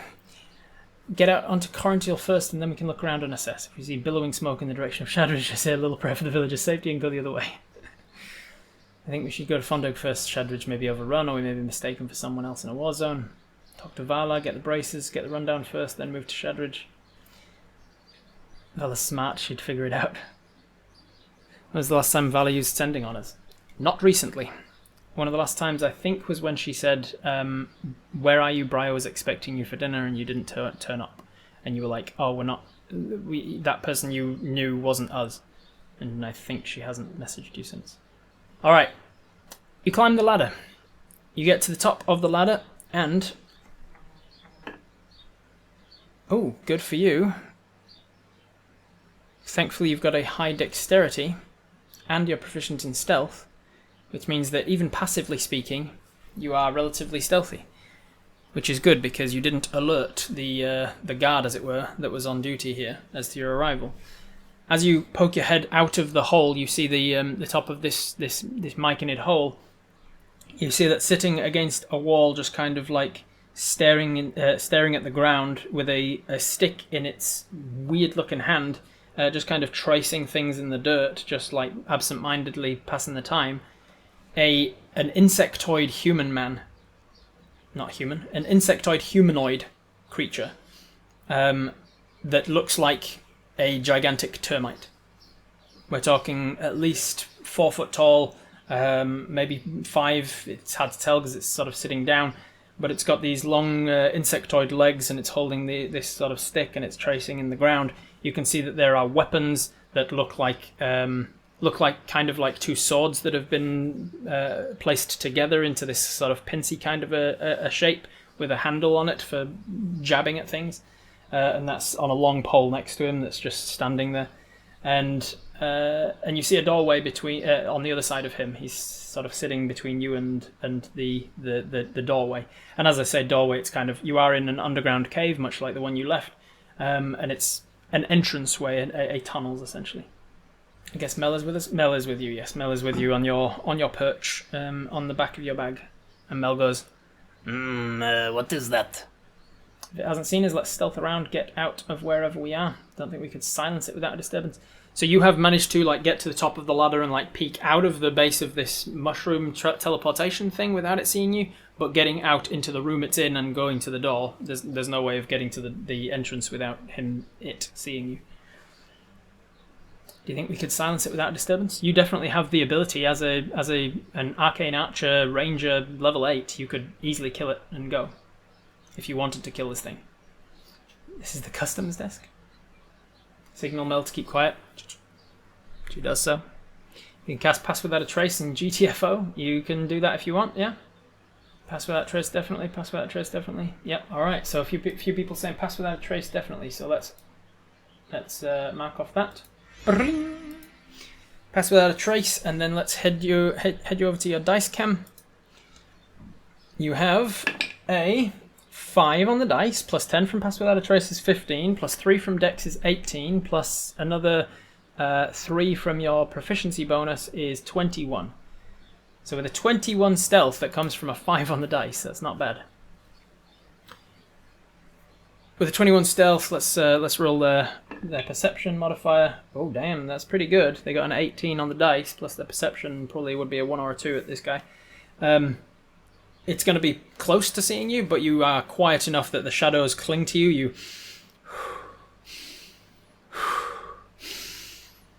And you pull in with every breath. You like waves. You bring in the shadows and back out again, and they get closer and closer with each one, and then they cling to you and they surround you and soften the sounds of your footsteps on stone.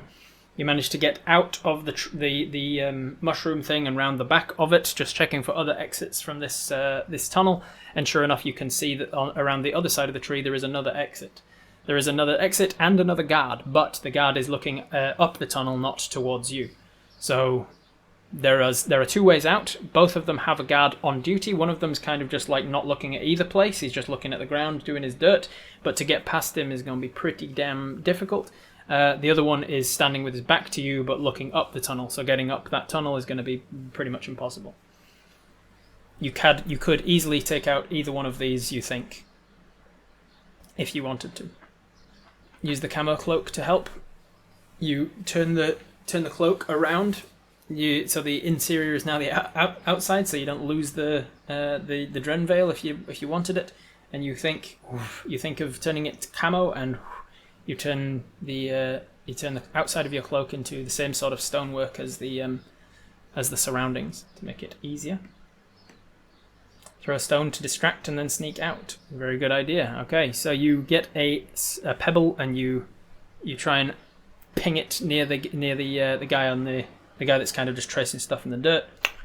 Let's just roll a straight 20 to see how successful this attempt is. A 4. First one does nothing, doesn't even seem to notice. So you get a bigger rock and you ping it again, and it seems to, like his antenna click that way, and you see him turn his head towards it. He looks over to the hole, gets up and walks towards the hole. He's still like able to see the whole room here.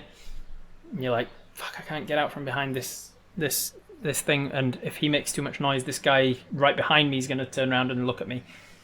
So it's not going super well. Have you got any other options? Any other thoughts? No violence even if our rolls suck. Can't Misty Step without leaving Mel behind, and she would make noise to fly. Yep. Flicker stone down the mushroom tunnel. Okay. So you wait for him to go back and sit back down again. That guy behind you still not heard anything. And he got another 18, the other guy. So he's still like alert. That guy tracing stuff in the dirt, he's still like relatively alert, it seems, with an 18 plus stuff. But it's not quite a 21.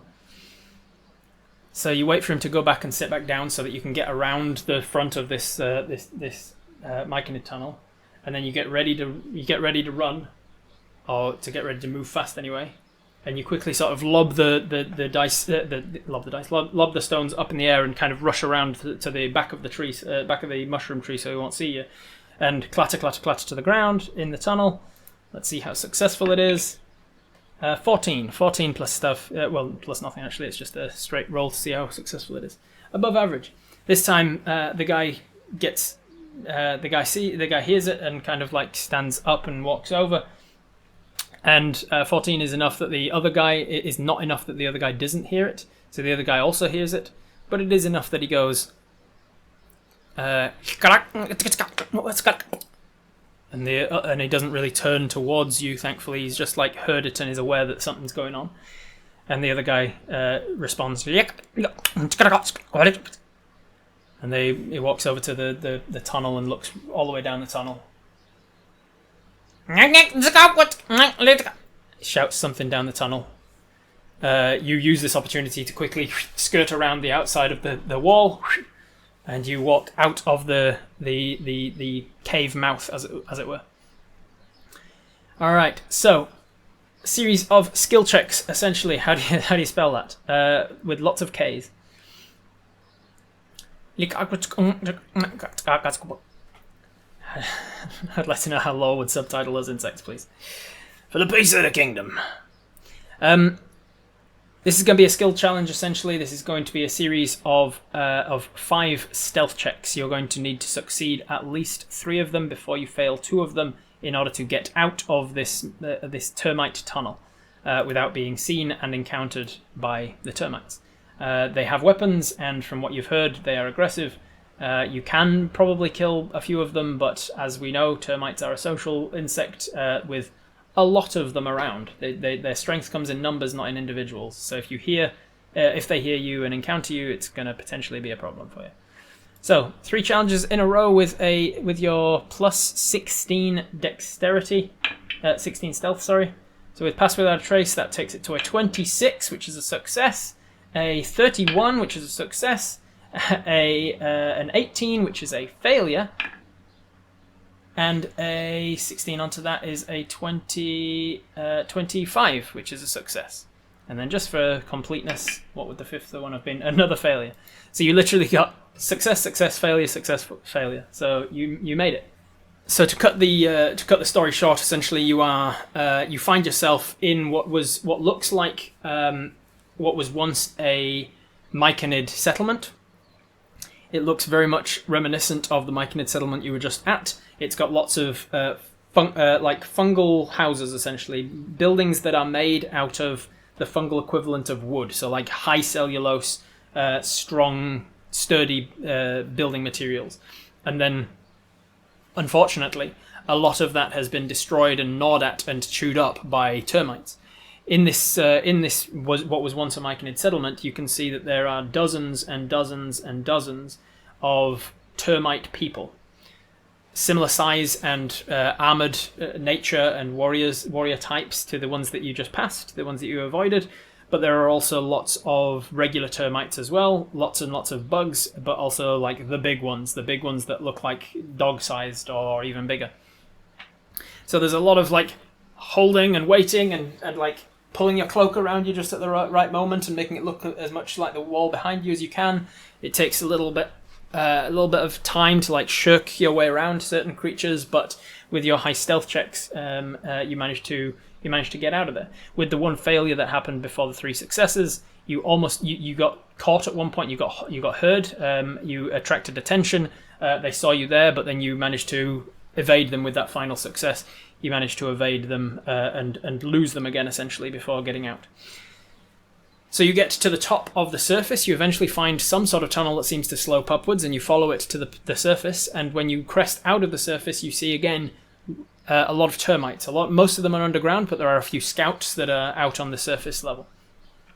This time of day, let's see, you're a little bit further east, but not by much, so it wouldn't have changed the time zone all that much.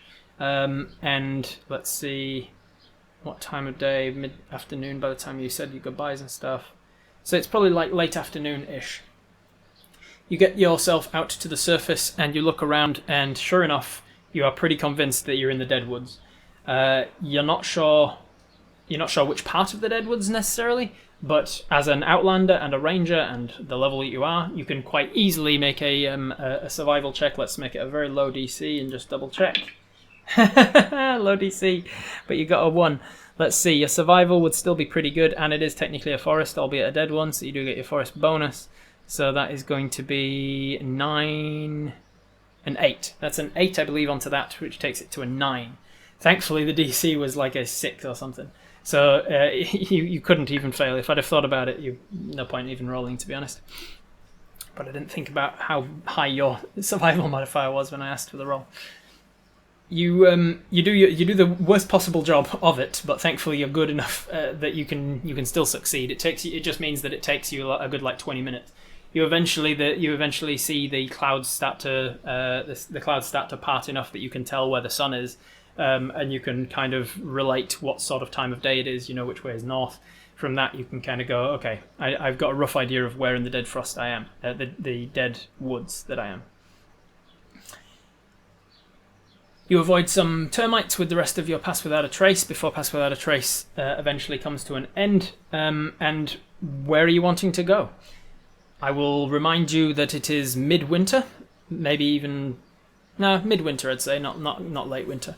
You're midwinter at some point. You're not exactly sure what the date is. You don't know how long you've been gone. You're hoping that it's only a matter of months and not years and months. You've got Shadridge to the northeast and Fondurg to the south. I think this might be the first time we actually put a poll in the chat. Where to go? Where to go first? Shadridge, Fondurg, or elsewhere, just in case somebody wants to go somewhere other than those two places. You should be able to see a poll, hopefully. Shadridge is the small frontier town where all of your majority of your friends live. As far as you know, that's kind of like the war front with the demons. It's kind of been turned into a frontline town essentially. If you go south to Fondurg, that is a much more well-established town with walls and everything, much larger population. You know a lot of people in either settlement. You've got braces to pick up from that you were commissioned in Fondurg, but it might be more important to go and see where your friends are at and whether they're injured or see who's still even alive. Whatever you want, it's up to you. Benefits and drawbacks to both, of course. And this is mostly open world, so you get to decide where you want to go. Mike had said there was a bunch of foot traffic of people, didn't he? People evacuating Shadridge. Should we go to Fondurg? Yeah, maybe. Not Shadridge, it's a war front. We'll get sidetracked and not get our braces ever. Fondurg will give us more answers, possibly, especially with the PEA. The PEA are the Pencampur in Amgelshed, which is a druid guild, essentially, druids and rangers guild. It roughly translates, it's a elvish, and it roughly translates to warriors of the wilderness. And they are destined with looking after the balance between the wild and the civilized. And one of their headquarters is based in Fondurg. How's the sun sickness feeling now that we're in daylight? Not thy fair right now, thy fair lady. Thank you for the reminder. But the sun sickness is it only really comes about when you've been in the sun for like 15 minutes.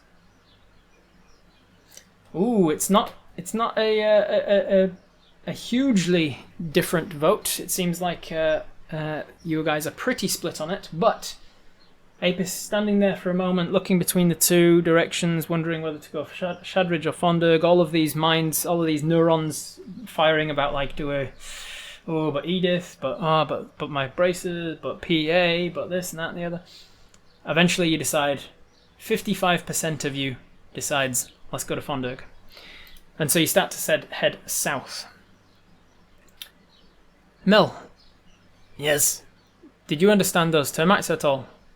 I understood sort of the gist of what they were saying. I don't necessarily understand the words, but like I know the meaning of what they were saying, if that makes sense.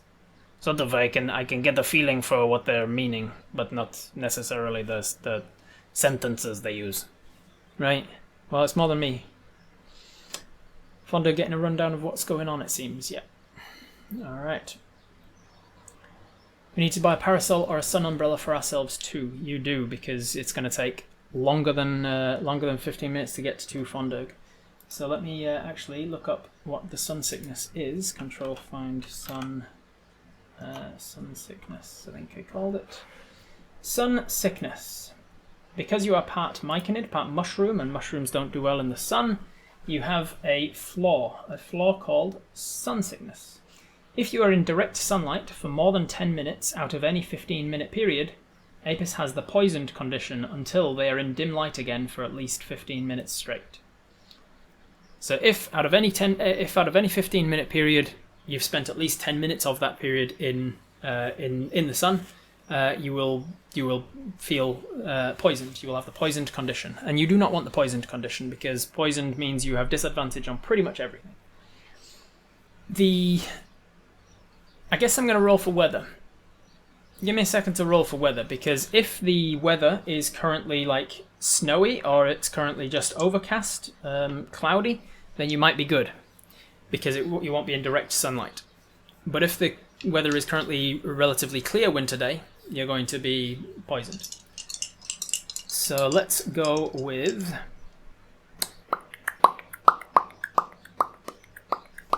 Okay. If it's midwinter, when does the sun go down? Let's see. I do have that on a document somewhere. Because of course I do. God, I haven't checked that in a while. It's the equivalent of Britain that you're in at the moment. You're in the equivalent of my British Isles. When does the sun set in the south of England? Because you'd be in the south. Can anybody tell me when does the sun set in the south of England around the start of January? In fact, right now.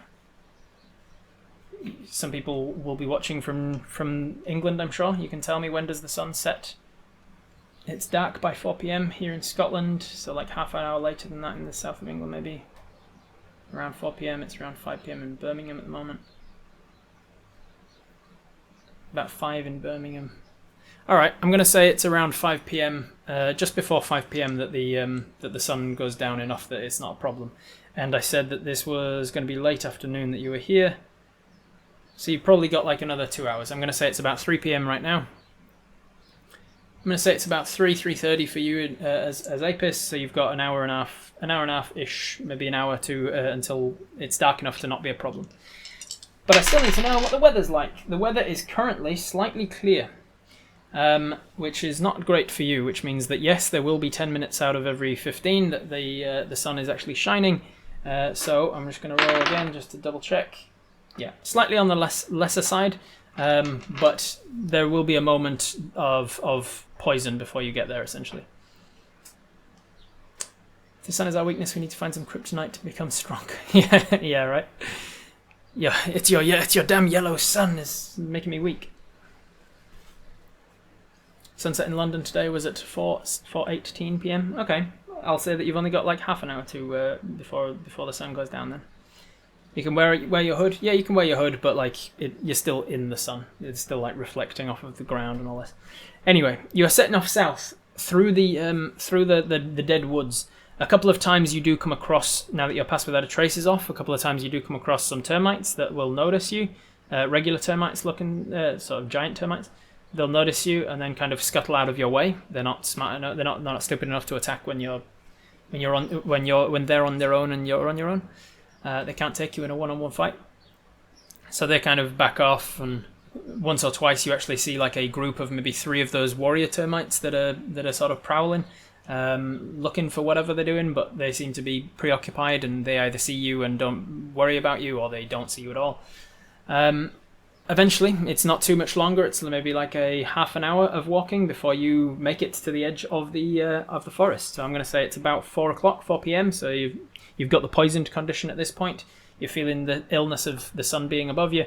It's the first time you've had to deal with this aspect of being a myconid, really, isn't it? Other than in the Drenlark. You spent a lot of your time in the caves, in the underground, and in the earth plane where there is no sun. As you were walking for about half an hour, you realised this was significantly longer than you thought it should be. The dead woods, in the time that you've been gone, seem to have expanded somewhat. The woods that were part of the Lannis woods to the south have now been claimed by the dead woods as well. The forest is seemingly growing in its illness and its sickness, and perhaps the increase of the termites is becoming a bit of a problem. But you feel a little bit poisoned. You will just suffer through it, and it will cleanse itself as soon as you're in the dim light again, and then will cease to be part myconid. Nope, not how this is going to work. Reminds me of the dream that we just had. Indeed, it does. Yes, it reminds you of the dream. This wood seems, just to be clear, the dead wood seems to be just a regular forest that has died. Like something has eaten at the roots and the trees have all died over time. It feels like life has just kind of left this wood. Like if somebody was to salt all of the ground in a forest, eventually over time the trees would all die, which would mean the undergrowth will all die, which means that all the animals will vacate. It's kind of that kind of a wood. The trees around you in the dream you just had was more of a sick feeling than just a dead feeling. It was that there was some sort of manipulating energy that was sapping things from the forest. It was dying and dead and desiccated, but it was more rotting, if this makes sense. The influence from the fiendish planes, the demons and such, is more influencing the trees to be fiendish trees rather than just killing them. That makes sense? The forest nearer the demon portal is more the idea you got from what your dream would have been portraying. The plant that we took as armour was that the Merry Gentleman's magic plant. Could we try leaving that in this forest, perhaps at the edge of it? That's a good idea, Truth Dave. Yeah, you can do that. You've got your verdant armour on, which was, let's say the... there's a word for it. What did I call that name of that plant? It was like the filter. It was like a filtering plant. It was like a creeping... What did I end up calling that plant?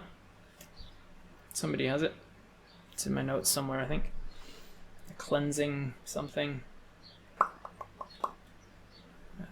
Can't be bothered looking it up. It's going to take too long to remember where I even wrote it.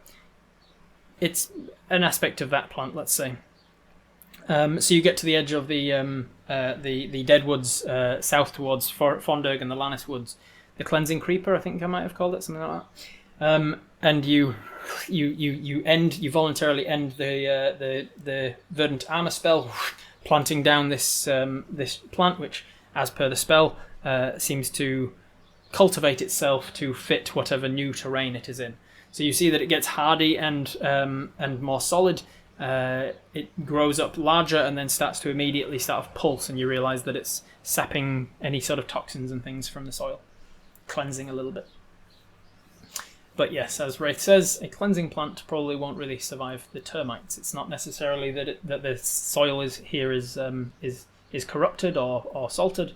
It's more that the roots are being devoured by termites.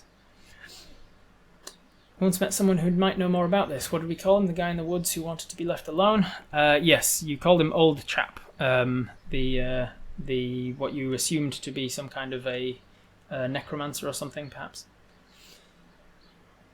Well, you didn't assume, you knew he was a necromancer. Can we take a cutting of this plant as well? Give it to Briar? Sure, why not? Take a little cutting of the cleansing creeper. And now you are in the Lannis Woods, heading south towards Fondurg.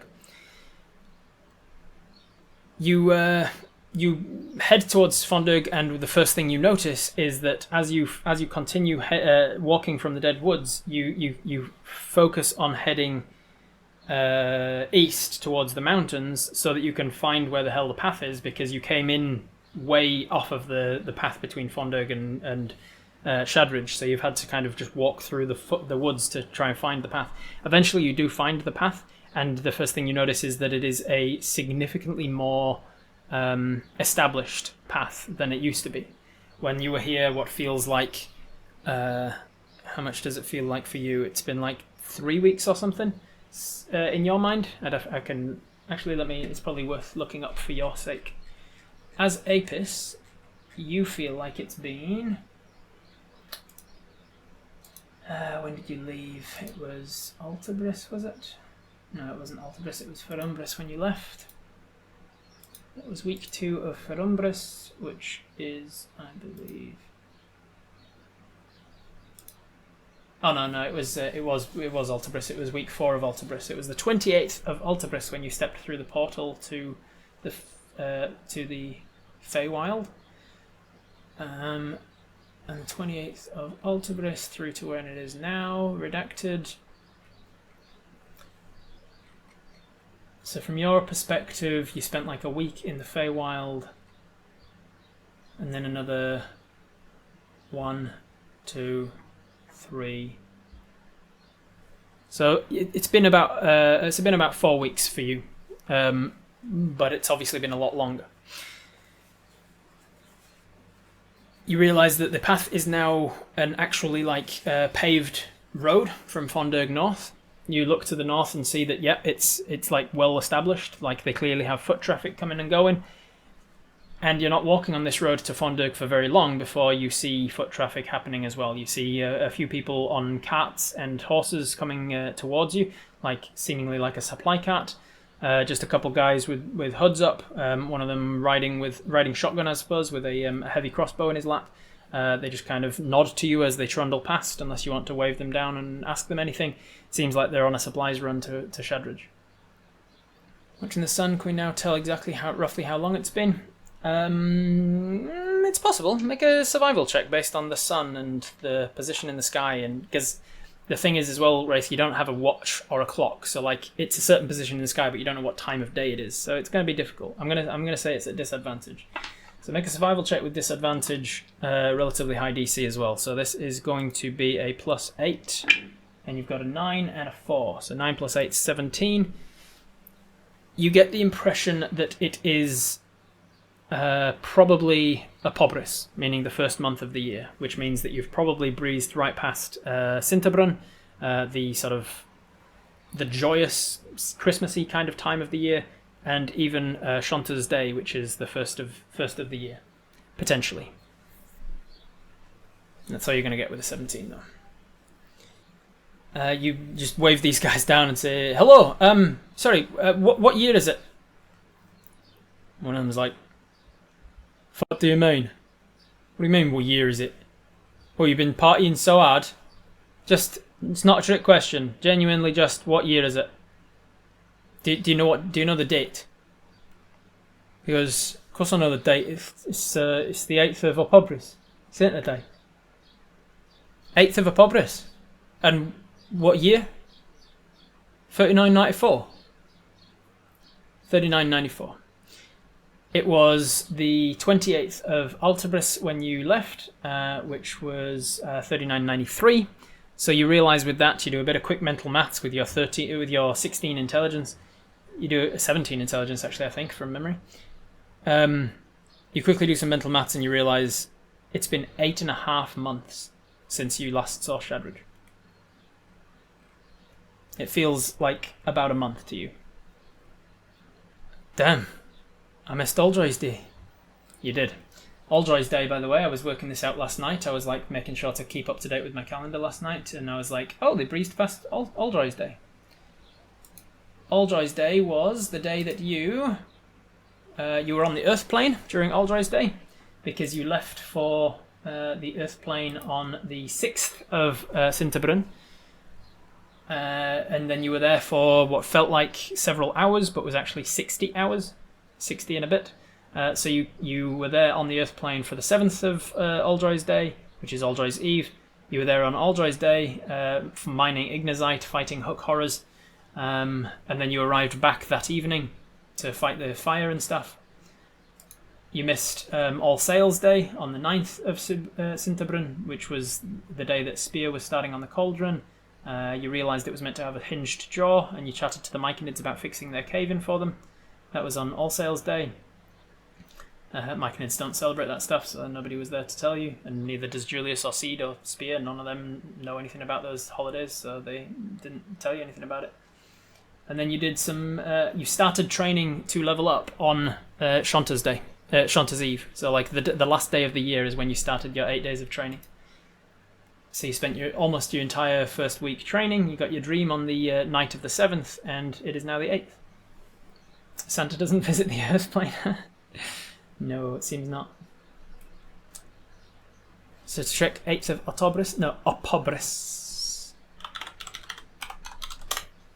Named for Opala, the goddess of night and astronomy and all sorts of things. Actually, interestingly, also a god that is related to werewolves and weir creatures. Thank you, friend. Continue, please. And let's go. As they're trundling away. Actually, no. What's the news of Shadridge? I understand you're probably in a hurry, but anything you can tell me would help. No news. No news is good news, I suppose. They're just requiring more supplies as always. Not deserting, are you? One of them turns and shouts over their shoulder as they trundle past you. You say, deserting? Yeah. Not deserting. I'll have to report you if you are, or it's on my head. No, not deserting. Not part of the army. What? They pull up the horse to a stop. You're not fighting? Probably better off getting our news from Vala. Need to go find her anyway. How much further to Fondurg? Well, on foot. Well, dwargish foot. Probably what? What would you say? Like an hour? About half an hour? His shotgun guy says. Do you want to maybe give me a quick recap of, let's say, the last 8 months in Shadridge? He just thinks you're joking about that. I'm just getting back home. I've been away. I'm a traveller. Not deserting it. Kind of the opposite, actually. I'm signing up. I just came back to the area. I'm heading to Fondug now. I'm just going to make a persuasion check for you to see that he actually believes you. Look at that. It tipped a little bit. It was like 7. 7 goes 17. We'll go with the 17. 17 plus 1 from your persuasion is an 18. He seems like he believes you. He's like, alright, I'll make sure to sign up. They can use everybody, all hands on deck, as it were, obviously. And then they start moving the horse on. Just arriving to fight. Gonna go get sorted at Fondug. Carry on. You send them on their way and you head off to Fondug. It's about half an hour, as they said. About half an hour to an hour. Actually, here's a thing. As a dwarg, one of the things that I gave my dwarves of my world, one of the subclasses of dwarg, which is a ground dwarg, because you are evolved from people who spent more time in hills than mountains, you actually evolved to be a little bit faster than most dwarves. So your walking speed is still only 25 feet, but as a bonus action on each turn, you can move an extra 5 feet. So if you're not doing anything as your bonus action, you can focus on just like picking up the pace a little bit more without it exhausting you. So as a dwarg, if you're not doing anything else, you can power walk and move at 30 feet per round. So you're not actually got your tiny little dwargish legs because you're a ground dwarg. So you make it to Fondug in due time. The time it takes you to get to... Oh, actually, the persuasion check and everything should have been at disadvantage because you're poisoned. Oh well, I forgot. The time it takes you to get to Fondug, the sun has just dropped below the horizon. You're in the twilight period, and you've been in dim light for long enough that your poison has started to wear off. You're not feeling quite as sickened anymore from the sunlight.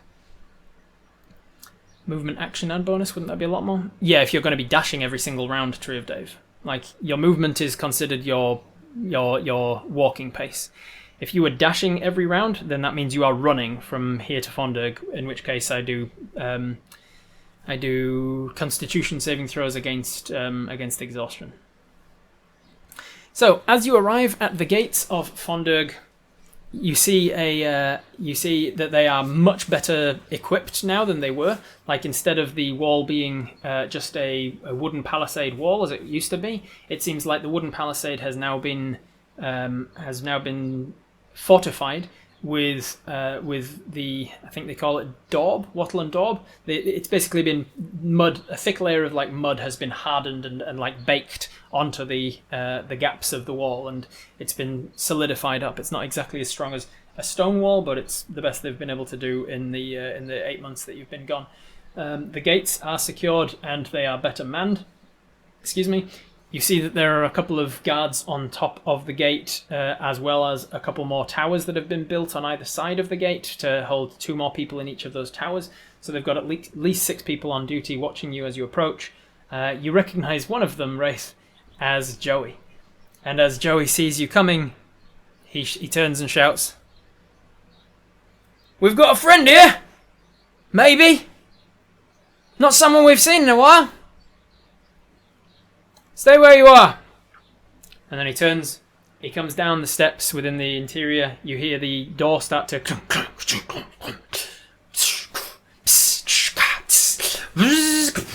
Not quite.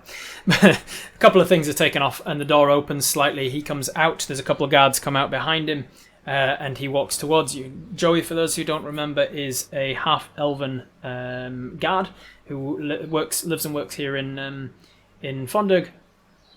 He looks a little bit more aged since you saw him. He's only aged like 8 months, but he looks like he's aged a couple of years. He's been having a bit of a harder time of the last 8 months, apparently. He walks towards you. His face is not one of that much welcoming. It seems he is a little bit suspicious of you, at the very least. He wants to keep his wits about him. It seems that they are all aware of the fact that demons have shape-shifting abilities, and he wants to make sure that you are who you look to be, especially since word has gotten around now that Apis was not who they said they were, and then they disappeared.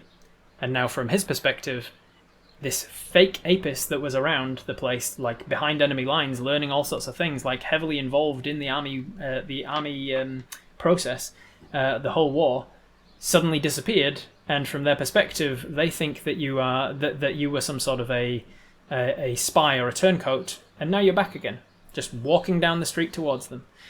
So as Joey approaches you, he draws his sword, and that is where we're going to leave it for today. Thank you very much for joining me, everybody, and I will see you in the next one. Bye! Hot damn! Apis' story's getting really exciting, huh? Well, let me know your favorite part of the story so far in the comments below.